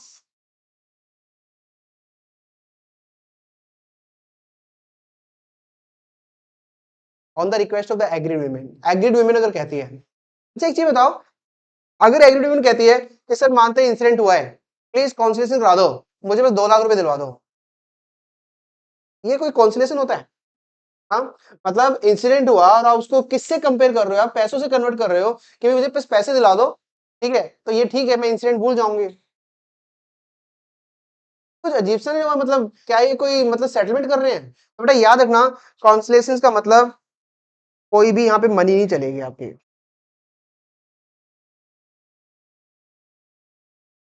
उसको मनी से सेटल करने की कोशिश नहीं की जाएगी यहाँ पे, समझ में बड़ी यहाँ पे बेटा। तो कॉन्सुलेशन का मतलब कभी भी मनी नहीं होगा यहाँ पर, ठीक है जी। तो आप जो पढ़ते हैं इसमें सेटलमेंट कैसे किया जाएगा और क्या क्या कंडीशन कि बच्चों यहाँ पे सेटिस्फाई करनी पड़ेगी अगर वहां पे कॉन्सुलेशन किया जाता है, ठीक है बेटा। तो आप जो पढ़ते हैं स्टेप नंबर 2, तो जो लिखा गया बेटा, मेन इंक्वायरी करने से पहले, ठीक है, अगर वहां पे आईसीसी को या एलसीसी को, अब देखो हर जगह आपको वर्ड ऐसे मिलेगा, हर जगह आप क्या वर्ड यूज करोगे, ICC LCC as the case may be, क्योंकि दोनों का प्रोसीजर बच्चों बिल्कुल सेम है यहाँ पर, ठीक है। और आपको ये पता ही है आईसीसी में केस कब जाएगा और एलसीसी में केस कब जाएगा बेटा, तो यहाँ पे आप डायरेक्ट लिखोगे आईसीसी एलसीसी को अगर लगता है मे बिफोर एनी इंक्वायरी, और किसके कहने पर, at the request of agreed women, कि अगर बच्चों एग्रीड विमेन अगर रिक्वेस्ट करती है तो बेटा वहां पे वो स्टेप ले सकते हैं कि उसको सेटल करना चाहे मैटर को, किस किस के बीच में बेटा, between her and the respondent through the conciliation, is the point number. तो जब भी बच्चों मैटर यहाँ पे सोल्व करने की कोशिश की जाएगी तो वहां पे इंक्वायरी करने से पहले होना चाहिए, number 2 point, at the request of agreed women होनी चाहिए, ना कि at the request of respondent होना चाहिए, याद रखोगे वर्ड, ठीक है जी। एंड बच्चों एक पॉइंट जो इसमें साफ साफ को बता दिया गया, पढ़ो एक बार क्या लिखा गया, no monetary settlement, monetary settlement में कोशिश ना करें इसको, क्योंकि no monetary settlement shall be made as a basis of conciliation. तो यहाँ पे वो जो कॉन्सिलेशन कराने का मतलब ये नहीं है कि मनी की फॉर्म में उसको सेटल कर लो आप, ठीक है जी। यहाँ पे तो ये तो इसमें साफ साफ बोल दिया गया। और देखो आगे देखो क्या लिखा गया, अगर कॉन्सिलेशन हो गया, दोनों की जो सेटलमेंट हो गई, रेस्पोंडेंट ने साफ साफ कह दिया कि मैं ये वर्क प्लेस छोड़ दूंगा या उससे सॉरी बोल दिया, या जो भी उन दोनों के बीच में जो सेटलमेंट हो गई, क्या उसको रिकॉर्ड किया जाएगा सेटलमेंट को, है ना, और उसकी क्या एक रिपोर्ट तैयार की जाएगी। चेक करो बेटा यहाँ पे क्या लिखा गया, अगर वो एक सेटलमेंट हो जाती है तो जो भी internal ICC LCC SL number 1 उस सेटलमेंट को रिकॉर्ड करेंगे। नंबर 2 पॉइंट बच्चों, अगर आईसीसी है तो वो रिपोर्ट किसको फॉरवर्ड कर दी जाएगी, और अगर वो एलसीसी है तो रिपोर्ट किसको फॉरवर्ड कर दी जाएगी, समझ में आया बात बेटा यहाँ पे, ठीक है। और जो भी जो सेटलमेंट में हुआ, ठीक है, सेटलमेंट में उसने कहा कि भाई मैं सजा काटने के लिए तैयार हूं, मेरी गलती है, ठीक है बेटा, फिर तो वो प्रॉपर जो भी एक्शन लेने के लिए कहा गया वो वहां पे ले लिया जाएगा इनकी तरफ से, ठीक है जी। एंड साथ में बच्चों जो भी वहां पे डिसीजन के बीच में आया है वो डिसीजन की कॉपी क्या दोनों को दे दी जाएगी, बोलो, जो भी उनके बीच में सेटलमेंट का हुआ है तो सेटलमेंट एक रिपोर्ट बना के एग्रीड वुमेन को भी दे दिया जाएगा और किसको दे दिया जाएगा, साथ में रिस्पोंडेंट कोटा दे दिया जाएगा। तो यहाँ बच्चों अल्टीमेटली वो कहना चाहता है कि अगर बच्चों यहाँ पे इस केस में अगर कोई सेटलमेंट हो गई, अगर कोई सेटलमेंट बेटा यहाँ पे हो जाती है, सेटलमेंट अराइव, ऐसे तो बहुत कम चांस होते हैं लेकिन अगर हो भी गई सेटलमेंट तो बेटा वहां पे पहला काम क्या किया जाएगा, जो भी बेटा आईसीसी है या एलसीसी है रिकॉर्ड करेगा द रिपोर्ट ऑफ सेटलमेंट,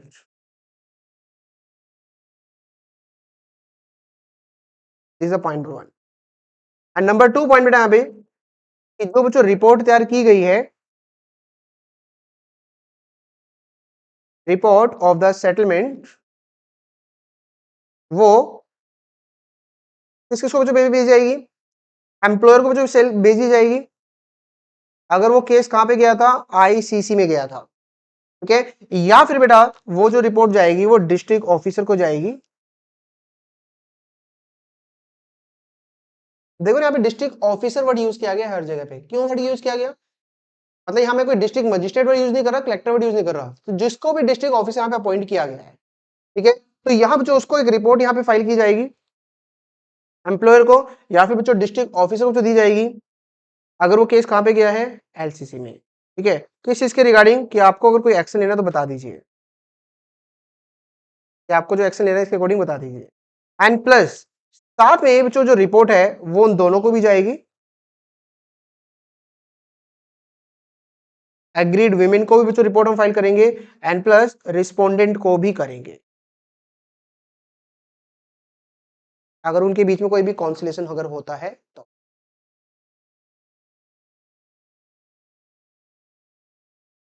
ये बेटा इसमें आपको कॉन्सिलेशन स्टोरी आपको याद रखनी है, ठीक है जी।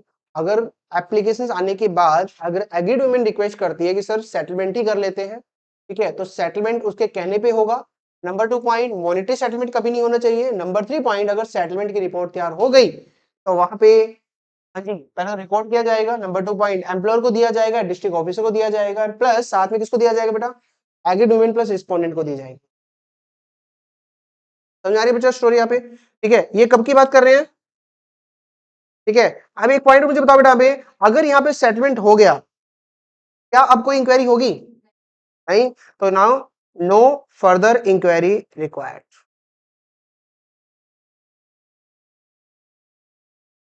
तो यहां पे बेटा ये वाली इंक्वायरी अब खत्म, अब हमें कोई भी इंक्वायरी वहां पे नहीं करनी, this is the point.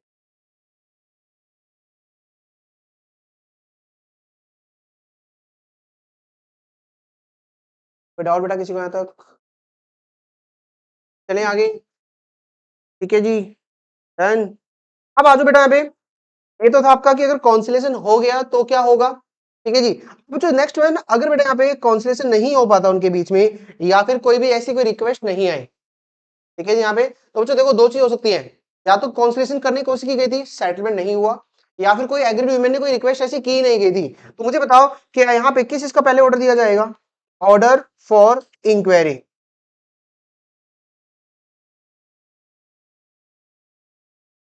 Order for inquiry. तो मेन प्रोसीजर यहाँ पे आपका ये वाला स्टार्ट होगा कि जहां पे अगर कॉन्सिलेशन नहीं हुआ है, अगर कॉन्सिलेशन हो जाती है वहां तो स्टेप खत्म हो चुके हैं, इंक्वायरी खत्म हो गई है, रिपोर्ट बन चुकी है, सब कुछ हो चुका है। लेकिन जहां बच्चों अभी कॉन्सिलेशन नहीं हुआ है, तो इसके बाद जितने स्टेप आपको बताए गए वो इसमें आपको फॉलो करने हैं, ठीक है। और यहाँ बेटा देखो इंक्वायरी करते वक्त आपको क्या क्या बच्चों रूल फॉलो करने पड़ेंगे, आईसीसी एलसीसी बच्चों क्या क्या रूल फॉलो करेंगे, चेक करो बेटा यहाँ पे सेक्शन नंबर 11 में आपको दिया गया है, ठीक है। तो जो देखो यहाँ पे बच्चों लैंग्वेज बढ़ो क्या क्या लिखा गया बेटा यहाँ पे। नंबर 1 पॉइंट, आपको बच्चों हर जगह एक वर्ड मिलेगा, अभी बताता हूँ क्या वर्ड मिलेगा, आईसीसी या एलसीसी बच्चों सेल वेयर द रिस्पोंडेंट कौन है बेटा, एक एम्प्लॉई है, तो जो उसके अगेंस्ट इंक्वायरी की जाएगी। अगर केस कहां पे गया है, आईसीसी में गया तो बेटा जो भी एम्प्लॉयर ने वहां पे क्या बनाया हुआ है उसके अकॉर्डिंग वहां पे इंक्वायरी की जाएगी, इज द पॉइंट बाबा। क्या कहना चाहता है बेटा ये, मतलब एम्प्लॉयर ने जो भी अपने यहाँ पे सर्विस रूल्स बनाए गए हैं उसमें जो भी उन्हें कंप्लेंट करने का प्रोसीजर लिखा हुआ है उसके अकॉर्डिंग वहां पे इंक्वायरी करेंगे। अगर केस कहां पे जाता है, आईसीसी में जो जाता है, और अगर ऐसे कोई बच्चों रूल अगर उसके पास एग्जिस्ट नहीं करते, ठीक है बेटा यहाँ पे, तो बिल्कुल सेम बेटा वही रूल आपको फॉलो करने हैं जो किस केस में लगते हैं, एलसीसी में जो वहां पे जो करेगा। देखो यहाँ पे दो चीज जो बताई गई है, ठीक है। पहला केस बेटा यहाँ पे जब भी बच्चों पे इंक्वायरी की जाएगी, तो नंबर 1 पॉइंट, इंक्वायरी बेटा यहाँ पे जो जाएगी वो as per the service rule आपकी जाएगी, जो सर्विस रूल फ्रेम किए हैं बाय द एम्प्लॉयर,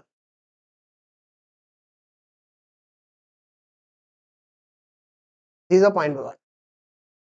फिर इसके बाद बच्चों इसका फर्दर आपको बताया गया, अगर कोई ऐसे रूल नहीं है, if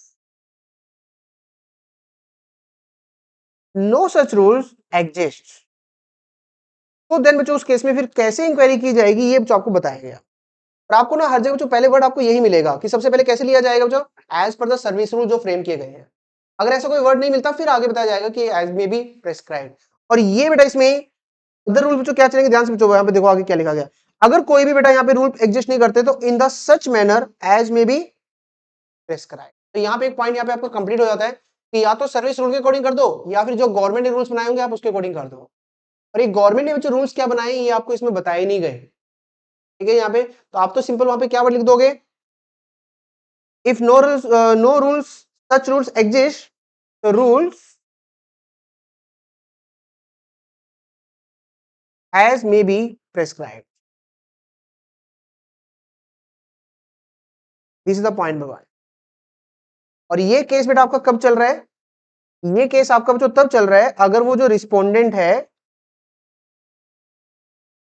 is employ, respondent is the employ, the respondent is employ. तो वहां पे जो केस कैसे जाएगा ये बेटा आपको हमें बताएगा।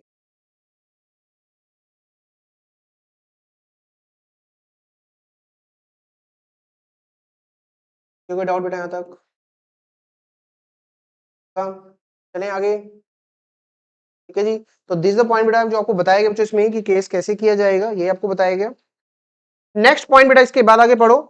अब दूसरा जो किस चीज की रिगार्डिंग बात करें बेटा, इन द केस ऑफ, याद है डोमेस्टिक वर्कर का मतलब क्या था, हाउस होल्ड, तो जो घर पे काम करते हैं। तो बेटा मुझे बताओ जो हाउस होल्ड का होगा क्या वो केस कभी आईसीसी में जाएगा, वो कोई वर्क प्लेस कोई है, वो तो घर की बातें कर रहे हैं। तो बेटा वो केस में सिर्फ कहां पे जाएगा, तो बेटा अगर कोई ऐसा केस आता है ना तो देखो एलसीसी, उस केस को जो कंप्लेंट कहां पे उसको फॉरवर्ड की जाएगी उसकी कंप्लेंट पुलिस में, और कितने टाइम में बच्चों, केस रजिस्टर करने के बाद with in 7 days.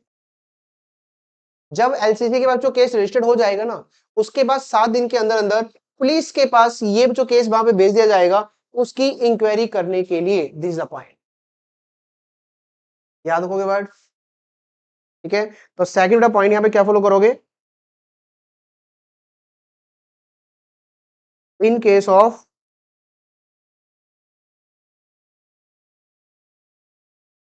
Domestic worker case shall be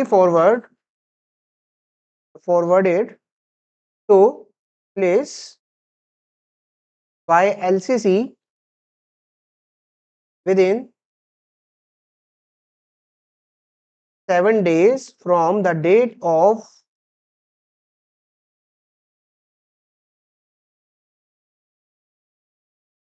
registration of case।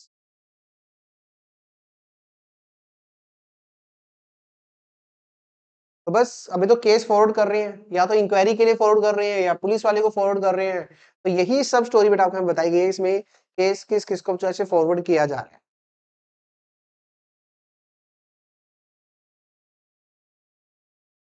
कर लिया नोट सबने? हाँ जी आगे पढ़ते बेटा, बस स्टोरी पढ़ते चलो, कुछ नहीं है बेटा इसमें, दोनों पॉइंट यही है। अब जो एग्रीड वुमेन है, हाँ जी, एग्रीड वुमेन है बेटा, अगर वो इन्फॉर्म करती है, क्या इन्फॉर्म कर रहे हैं कि सर जो हमारे बीच में सेटलमेंट हुई थी, सेटलमेंट याद है एक सेटलमेंट का वर्ड क्या था, कॉन्सिलिएशन, कि सर सेटलमेंट हो गई थी हमारे बीच में लेकिन सामने वाला पर्सन ना पहले तो उस टाइम तो हाँ कर दिया था, अब वो सेटलमेंट को नहीं मान रहा है, ठीक है। यहाँ पे तो उसने सेटलमेंट को चीजों को नहीं माना, तो बेटा क्या लगता है क्या वहां भी इंक्वायरी अब स्टार्ट होगी नहीं होगी? तो बेटा देखो लिखा गया है ऐसा केस भी बेटा फॉरवर्ड कर दिया जाएगा, किसको फॉरवर्ड कर दिया जाएगा, पुलिस को कर दिया जाएगा। समझ में वर्ड यहाँ पे। तो तीसरी जो सिचुएशन क्या ली गई है आपके यहाँ पर, थर्ड बेटा सिचुएशन यहाँ पे आ रही है, in case of settlement arrived, मतलब सेटलमेंट हो चुकी थी एज पर द कॉन्सिलेशन, लेकिन उसको जो सामने वाली पार्टी ने कंप्लाई करने से मना कर दिया। ये एग्रीड वुमेन की कंप्लेंट आई है कि सर उसने कंप्लाई करने से मना कर दिया है, वो उस चीज को फॉलो नहीं कर रहा है। तो बेटा ये वाली जो कंप्लेंट है ये भी फॉरवर्ड हो जाएगी पुलिस को।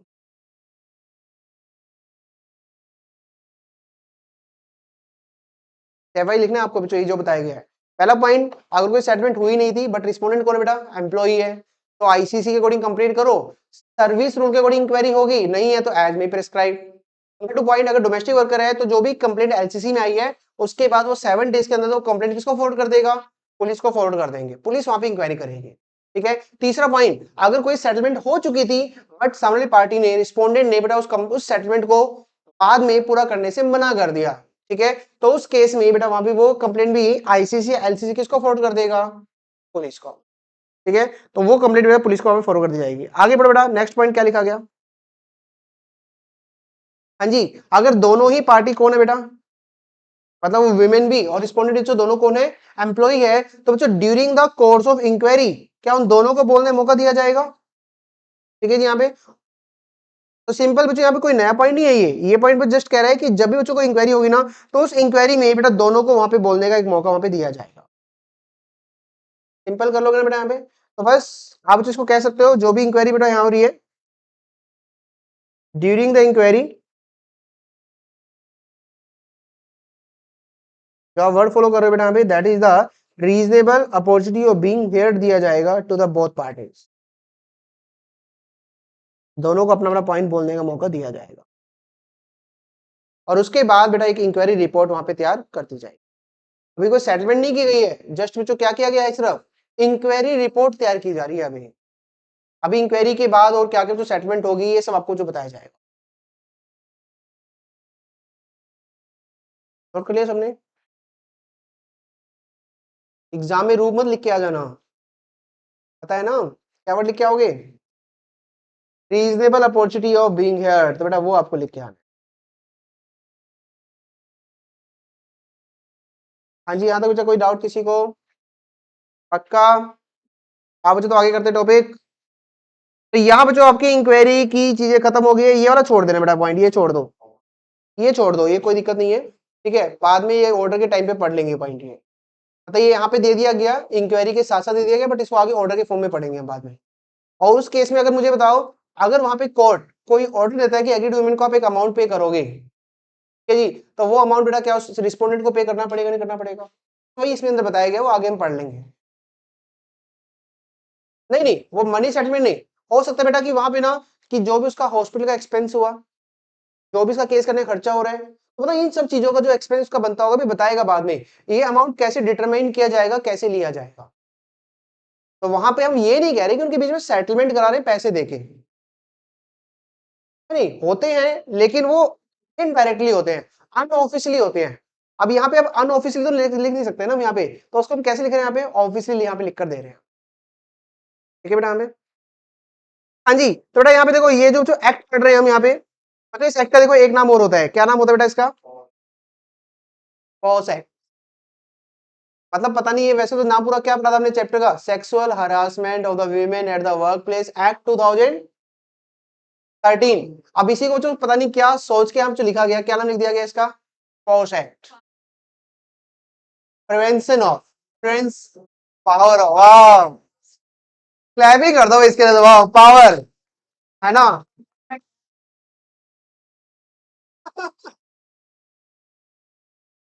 तो उसी से जो वर्ड बनाया गया है दैट्स द पॉस एक्ट, क्यों ये कैसे उसको बनाए समझ गए ना। तो कई बार आप देखते हो कोई भी एक्ट होता है उसका शॉर्ट फॉर्म लिया जाता है, बट इसने इस तरह से इसको लिया गया। तो इस एक्ट को बेटा एक नाम और क्या बोलोगे आप, क्या नाम बोलोगे बेटा, पॉस एक्ट। ठीक है, पावर्स ऑफ चलो, हाँ जी, तो यहाँ बेटा इसमें एक पॉइंट और लिखो बेटा, यहाँ पे एक नोट की फॉर्म में लिखो बच्चों यहाँ पे, और नोट में बेटा यहाँ पे जो आपको पावर बताई गई है, पावर ऑफ आईसीसी और द एलसीसी। आप लोगों ने एक वर्ड सुना है कभी, मैंने एक वर्ड पहले डिस्कस किया हुआ है, that is a quasi judicial authority, just like, तो बेटा ये वही वर्ड ले रहा है यहाँ पे कि ये बच्चों जो आईसीसी और एलसीसी बनाई गई ना, ये काम बेटा बिल्कुल से वैसे करेंगे जैसे कि कोर्ट के पास पावर होती है। तो इसमें आप कह सकते हो यहाँ पे इसके नोट में क्या दिया गया बेटा, कि सेम पावर, ये जब भी बेटा काम करेंगे तो इनके पास सेम पावर वैसी होंगी जैसे एक पावर सिविल कोर्ट के पास होती है as per civil procedure code,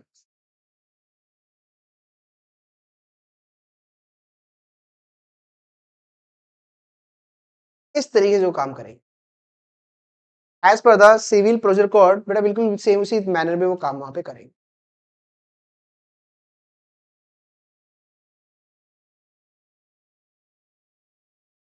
समझ में आया बच्चा वर्ड? ठीक है जी।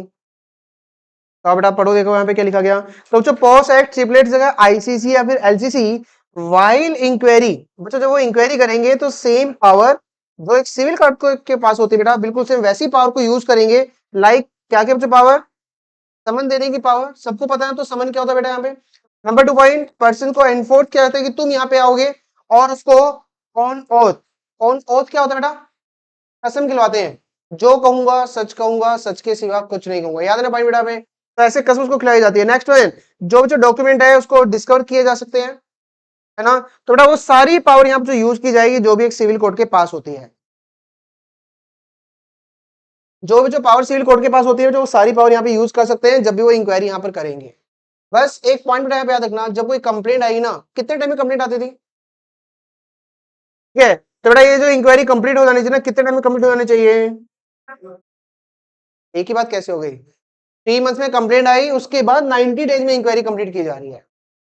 तो 3 मंथ्स प्लस 90 डेज, ठीक है। या फिर ऐसे बोल सकते हैं 6 मंथ्स प्लस 90 डेज।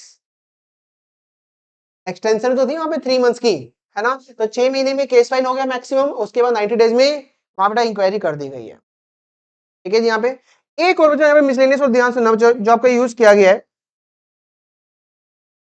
एक सेकंड बेटा यहाँ पे नोट यूज कर रहा हूँ बेटा, ध्यान सुना बच्चों वर्ड। मुझे बताओ, एग्रीड वीमेन ने एक कंप्लेंट किया रिस्पोंडेंट के अगेंस्ट, और वो दोनों बच्चों एक ही जगह में काम करते थे, तो मुझे बताओ ड्यूरिंग द इंक्वायरी कोई और ऑर्डर आना चाहिए, आना चाहिए? मतलब अगर दोनों एक ही जगह पे काम कर रहे हैं अभी भी, जब तक इंक्वायरी पेंडिंग चल रही है, प्रॉब्लम आ सकती है। तो क्या करना चाहिए ऐसे केस में? अगर आप आईसीसी एलसीसी के मेंबर हो तो क्या कहोगे?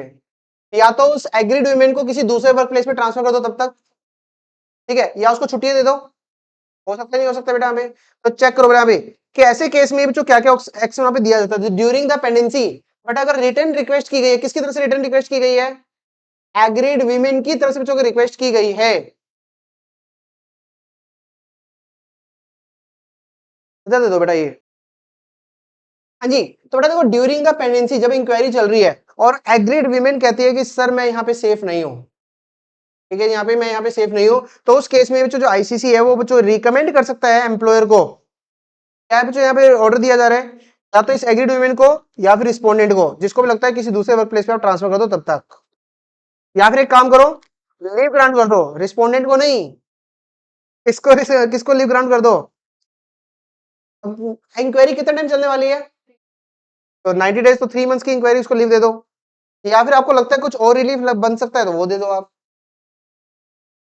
हाँ, सैलरी मिलेगी, उसको सैलरी मिलेगी, अगर बाद में पता चला कि उसकी कोई गलती नहीं थी तो पढ़ेंगे बाद में। मुझे बताओ, क्या एक एग्रीड वुमेन झूठा केस फाइल भी कर सकती है ना? तो पढ़ेंगे ऐसे केस में भी क्या होगा।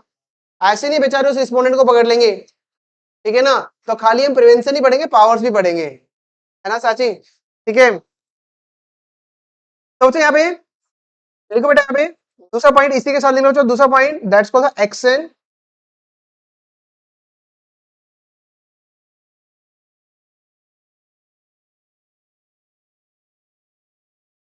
Action during the inquiry. अगर कोई बेटा इंक्वायरी की गई है तो वहां पे क्या एक्शन होगा? तो बच्चों ऐसे केस में जो बच्चों उसमें एग्रीड वीमेन है,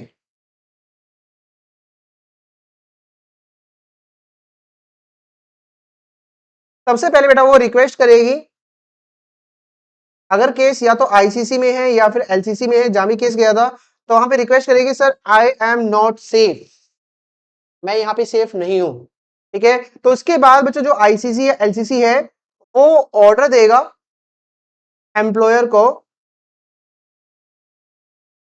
बेटा याद रखना, एलसीसी में केस है तो भी वहां पे ऑर्डर किसको जाएगा? एम्प्लॉयर को, कि भाई एक काम करो, ये जो एग्रीड वुमेन है, ठीक है, आप इनको ट्रांसफर कर दो, ट्रांसफर कर दो, या तो एग्रीड वीमेन को ट्रांसफर कर दो, या फिर आप रिस्पोंडेंट को ट्रांसफर कर दो,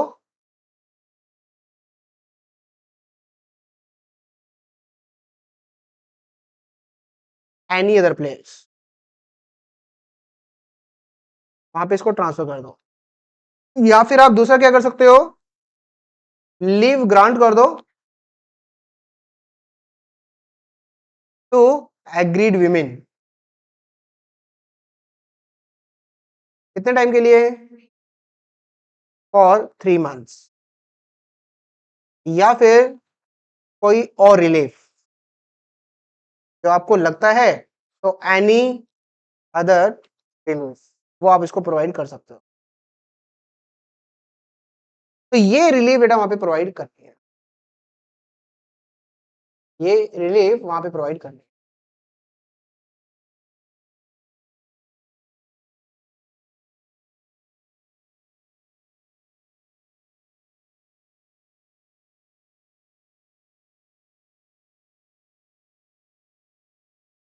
हाँ जी बेटा, समझ में आ रही है स्टोरी आपको?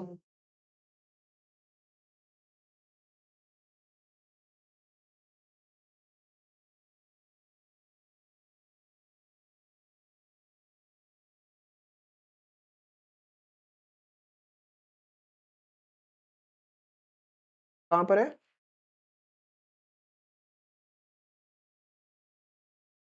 उसमें तो क्लास के बाद पूछ लेना, ठीक है? एक बार दिखा देना क्या पूछ लेना। हाँ जी, क्लियर बेटा यहाँ पे, ठीक है जी। तो ये लीव बेटा वहां पे ग्रांट कर दी जाएगी। कोई डाउट बेटा यहाँ तक? बोलो। बस अब इसके बाद जो बस इंक्वायरी रिपोर्ट जाएगी और ऑर्डर दे दिया जाएगा, है ना? इंक्वायरी जाएगी या फिर बेटा वहां पे पनिशमेंट जो भी अमाउंट बताना बेटा वो अमाउंट वहां पे दे दिया जाएगा।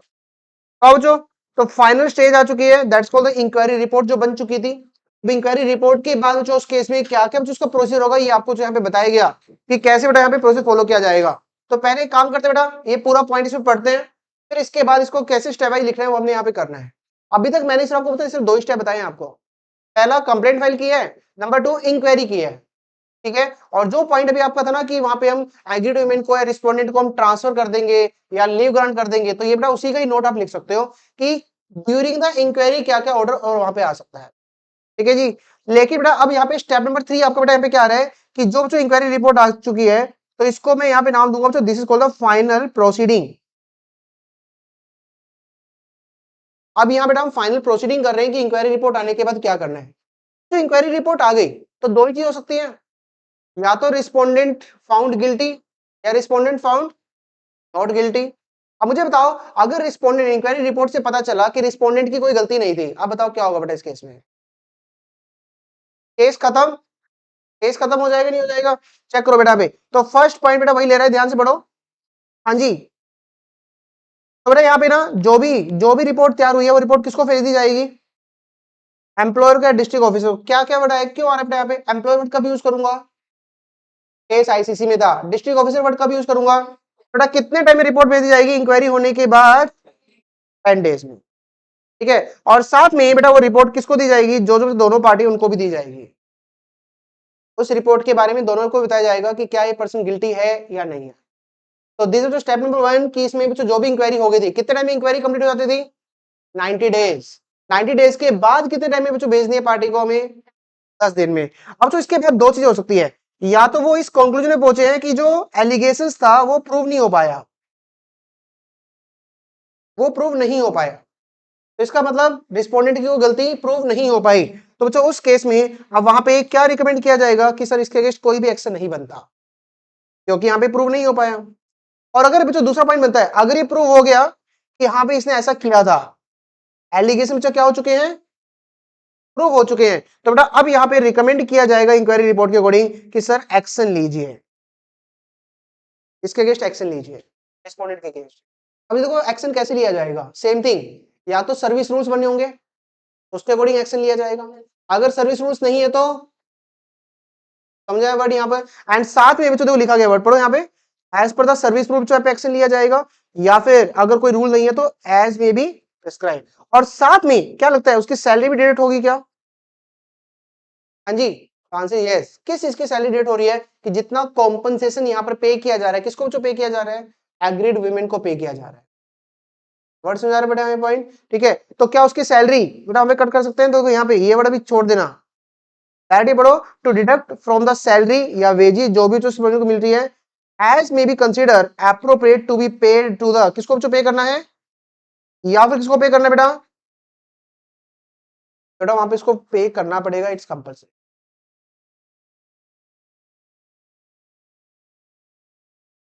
हाँ तो अभी पढ़ेंगे ना, ये आगे केस आएगा, देखो पनिशमेंट, इस चीज का केस आएगा फिर यहाँ पे। और ये टॉपिक ना आपने बेटा वहां भी पढ़ा हुआ है, ये जो टोट में आया था, मैलिशियस प्रोसिक्यूशन, झूठा केस अगर फाइल किया जाता है। नहीं नहीं नहीं नहीं नहीं, मैलिशियस प्रोसिक्यूशन जहाँ पे 2-3 पॉइंट आते थे ना, याद, बैटरी, असोल्ट, फॉल्स इंप्रिजमेंट, उसके बाद एक पॉइंट आता था फॉल्स प्रोसीडिंग कहते हैं, मैलिशियस प्रोसिक्यूशन कहते थे उसको हम। ठीक है, तो वहां भी केस जा सकता है आपका। समझ में आया स्टोरी आपको? चलो जाओ फिर लिखते हैं इसके बारे में बेटा। अब यहां बेटा आपको क्या बताया गया,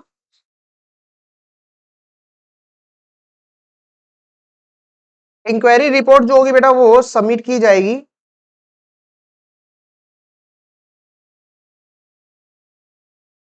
to the employer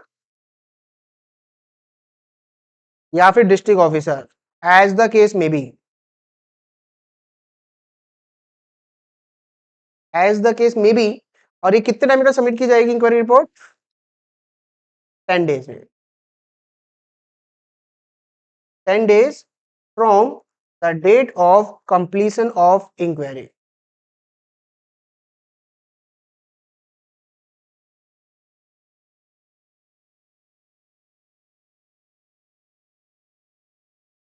inquiry complete होने के बाद बेटा 10 दिन में रिपोर्ट सबमिट कर दी जाएगी। ठीक है जी। और यहां बच्चों दो चीज हो सकती है,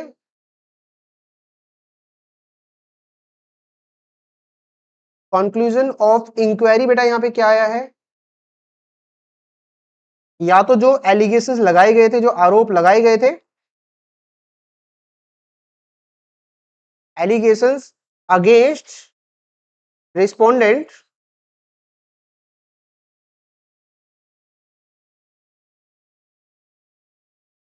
नॉट प्रूव्ड, या फिर बेटा जो एलिगेशन लगाए गए थे वो प्रूव हो गए।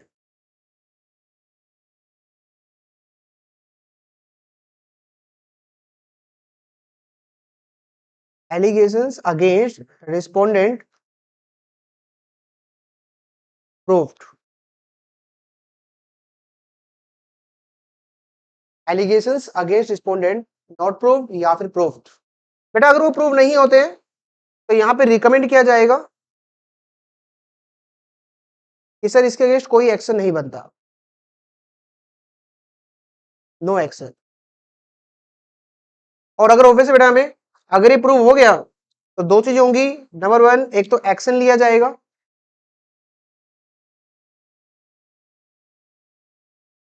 एक एक्शन अगेंस्ट द रिस्पोंडेंट आएगा, वैसे तो डायरेक्ट लेते हैं एक एक्शन। और बेटा कैसे लिया जाएगा, as per the service rules अगर है तो, और अगर सर्विस रूल्स नहीं है तो any other rules as may be prescribed,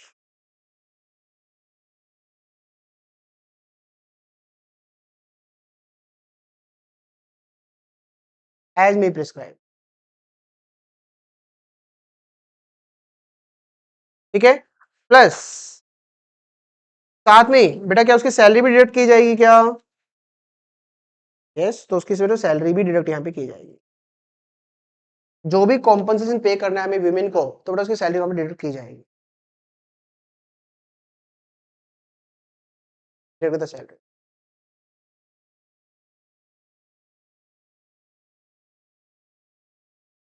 समझा पाए? तो यहाँ पे लिखना तो लिख सकते हो, for compensation to the women और उसके लीगल हेयर को।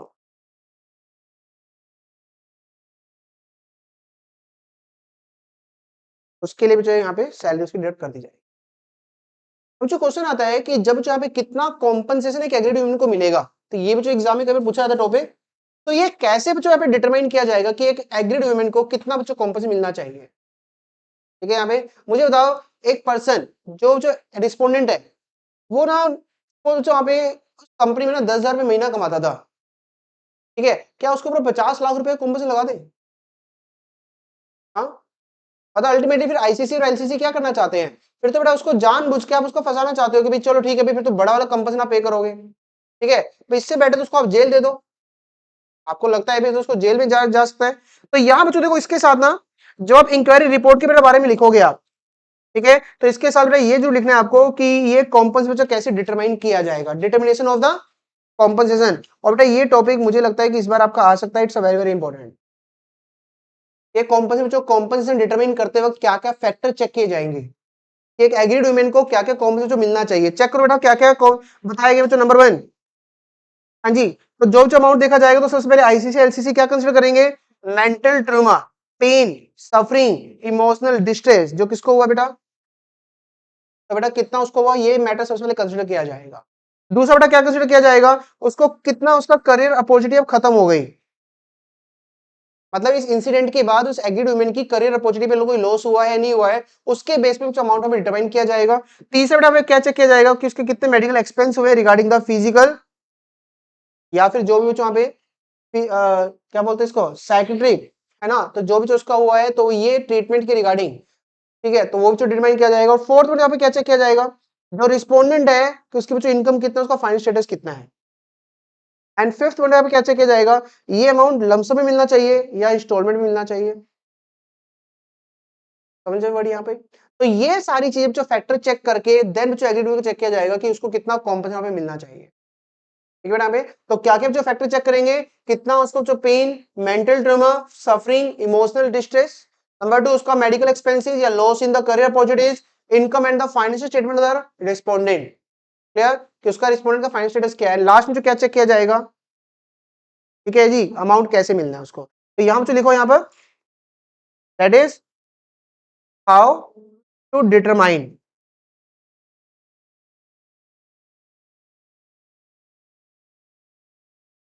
How to determine the compensation by ICC और द एलसीसी।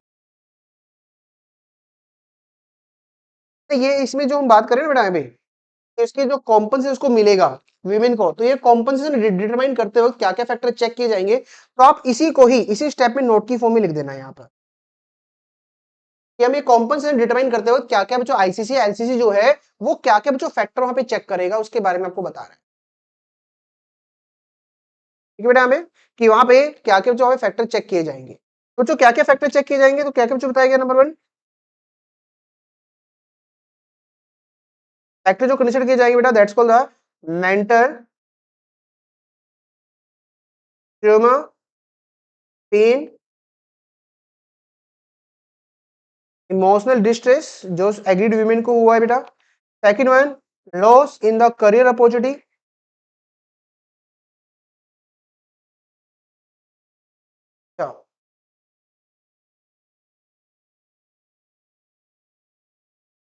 अब ठीक है, करियर अपॉर्चुनिटी। थर्ड बेटा में क्या चेक किया जाएगा, हाँ जी, मेडिकल एक्सपेंसेस, जो भी इसके फिजिकली या फिर, ठीक है जी यहाँ पे। एंड फोर्थ बेटा यहाँ पे पॉइंट आएगा, income and the financial status of respondent. ये तीनों पॉइंट थे बेटा विमेन के, एग्रीड विमेन। ये वाला पॉइंट हम देख रहे हैं रिस्पोंडेंट के रिगार्डिंग, उसका income and the financial status of respondent. And जो वहां पे इसको कॉम्पोजिशन पे करना है वो कैसे जाना चाहिए, लमसम जाना चाहिए या फिर वो इंस्टॉलमेंट में जाना चाहिए, ये भी वो कंसिडर करेंगे।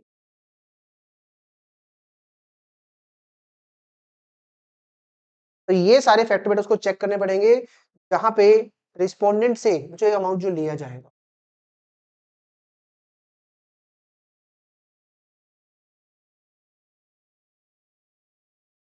क्लियर माइंड, एक थोड़ा सा बड़ा प्रोसीजर है ये, इसलिए थोड़ा टाइम ज्यादा लग रहा है बेटा इसमें, ठीक है जी, डन।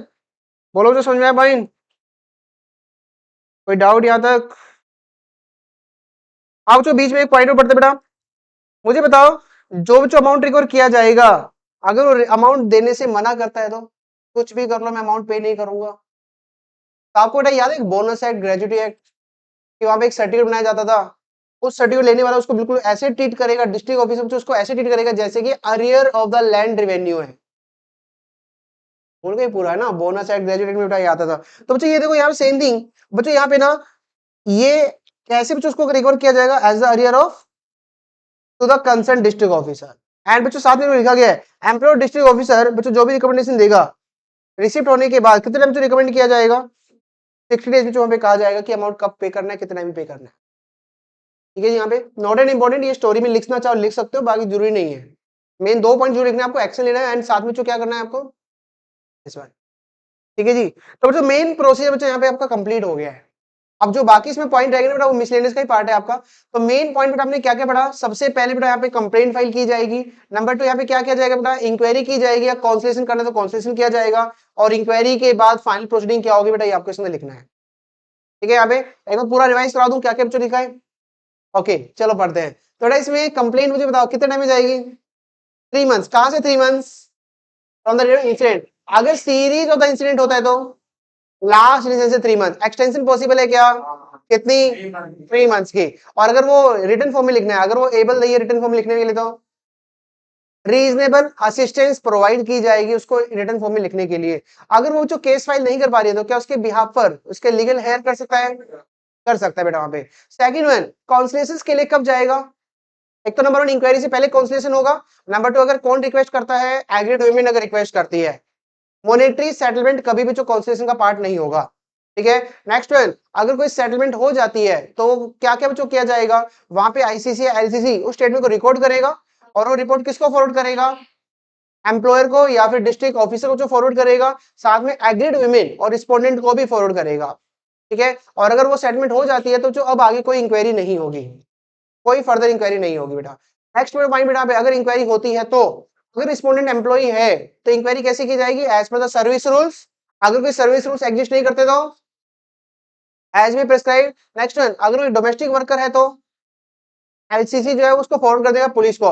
अगर कोई कॉन्सिलेशन हो चुका था लेकिन सेटलमेंट अराइव होने के बाद, ठीक है, पर्सन उसको फॉलो नहीं कर रहे हैं, तो क्या होगा बेटा उस केस में, उसको भी पुलिस को फॉरवर्ड कर दिया जाएगा। ठीक है, यहाँ पे तो देन बेटा उसको भी पुलिस को फॉरवर्ड कर दिया जाएगा। बस यही था ना पॉइंट उसमें, इसके बाद भी तो था ना। हाँ जी, दोनों पार्टी बेटा बोलने मौका दिया जाएगा। और यहाँ पे जो भी आईसीसी एलसीसी इंक्वायरी करेंगे तो बिल्कुल से वैसे ही करेंगे जैसे कौन करता है, सिविल कोर्ट। और देन बेटा अगर एग्रीड वुमेन अगर ये रिक्वेस्ट करती है ड्यूरिंग द इंक्वायरी कि sir I am not safe, तो वहां पे आईसीसी एलसीसी किसको ऑर्डर देंगे, एम्प्लॉयर को ऑर्डर देंगे, या तो इसको इनको ट्रांसफर करो, या फिर यहाँ पे छुट्टी प्रोवाइड करो उनको, या फिर एनी अदर रिलीफ। और उसके बाद जो फाइनल प्रोसीडिंग होगी तो उसमें 2 चीजें हो सकती है। पहले तो कितने टाइम में रिपोर्ट जाएगी उनके पास, 10 दिन में। ठीक है, यहाँ पे तो 10 दिन from the date of the completion of inquiry. या तो गिल्टी है या गिल्टी नहीं है। अगर गिल्टी नहीं है तो कोई एक्शन नहीं होगा। अगर गिल्टी है तो 2 चीज होंगी, take action as per the service rules या फिर अदर रूल्स। ठीक है, और नंबर 2 उसकी सैलरी से डिडक्ट किया जाएगा, क्या डिडक्ट किया जाएगा, एक अमाउंट कॉम्पनसेशन में वहां पे डिडक्ट किया जाएगा। ठीक है, और वो कॉम्पनसेशन कैसे डिटरमाइन किया जाएगा, तो क्या क्या फैक्टर चेक किए जाएंगे, mental trauma, pain, emotional distress, उसके कोई medical expenses, loss in the career opportunity, respondent का फाइनेंशियल स्टेटस। ठीक है जी, और जो अमाउंट देना है वो इंस्टॉलमेंट में देना है या फिर, दिस इज योर पॉइंट बेटा, कोई डाउट बेटा यहाँ तक। ठीक है जी, तो देखो इसमें ना 2 पॉइंट यहाँ पे क्या आते हैं। पहला पॉइंट आता है, अगर बच्चों यहाँ पे कोई भी अगर फॉल्स कंप्लेंट की गई तो क्या कोई पनिशमेंट होनी चाहिए, होनी चाहिए ना उनके ऊपर, वीमेन के ऊपर। एंड दूसरा पॉइंट मुझे बताओ, ये जितनी भी इंक्वायरी हो रही है, प्रोसीडिंग हो रही है, मुझे बताओ अगर उस एग्रीड वीमेन का नाम हर जगह लिख दिया जाए, न्यूज़पेपर में, एडवर्टीजमेंट में, क्या उसकी बेइज्जती होगी नहीं होगी, है ना। तो क्या ये सारी चीजें कॉन्फिडेंशियल रखनी चाहिए, नहीं रखनी चाहिए, बोलो। तो बेटा देखो 2 चीज जो बताई है। पहला पॉइंट बेटा क्या पढ़ने वाले हो, पनिशमेंट क्या होगा अगर कोई फॉल्स या फिर कोई मेलिशियस कंप्लेंट की गई है तो। और बच्चों दूसरा पॉइंट बेटा इसमें क्या डिस्कस किया गया, प्रोहिबिशन, किस चीज का बेटा प्रोहिबिशन किया गया, पब्लिकेशन। मतलब इस कंप्लेंट इंक्वायरी प्रोसीडिंग बेटा इस चीज को पब्लिश करने से भी रोका गया है, यहाँ पे साफ साफ बोल दिया गया है। क्योंकि इससे ऑब्वियसली देखो कंपनी की बेइज्जती होगी, एग्रीड वुमेन की बेइज्जती होगी, रिस्पोंडेंट की बेइज्जती होगी। ठीक है जी, यहाँ पे तो हर जगह बेइज्जती होगी, तो इससे बेटर है कि उसको पब्लिश ना करें। ठीक है बेटा, उसको पब्लिश ना करें। बोलो बेटा, समझ में आया पॉइंट। ठीक है, लेकिन आई विल सजेस्ट कि आज हम इतना ही करते हैं क्योंकि ज्यादा हो जाएगा, है ना। तो एक क्लास और लगेगी, वो बेस्ट है यहाँ पे, क्योंकि भी बहुत सारे टॉपिक रहते हैं, 5 मिनट सब रहेगी है। चलो कोई बात नहीं। तो आज बेटा क्या क्या कर लिया आपने, आईसीसी एलसीसी कंप्लीट हो गया। दूसरा पॉइंट, प्रोसीजर, प्रोसीजर होना चाहिए। और क्या, कितनी बार रिवाइज करना चाहिए ना, 3 बार मैंने करा दिया, 2 बार आप कराओ, 2 बार आप भी तो करोगे घर से। चलो एनीवे कोई बात नहीं, कर लेना, चलो ठीक है बेटा। ओके जी, थैंक यू।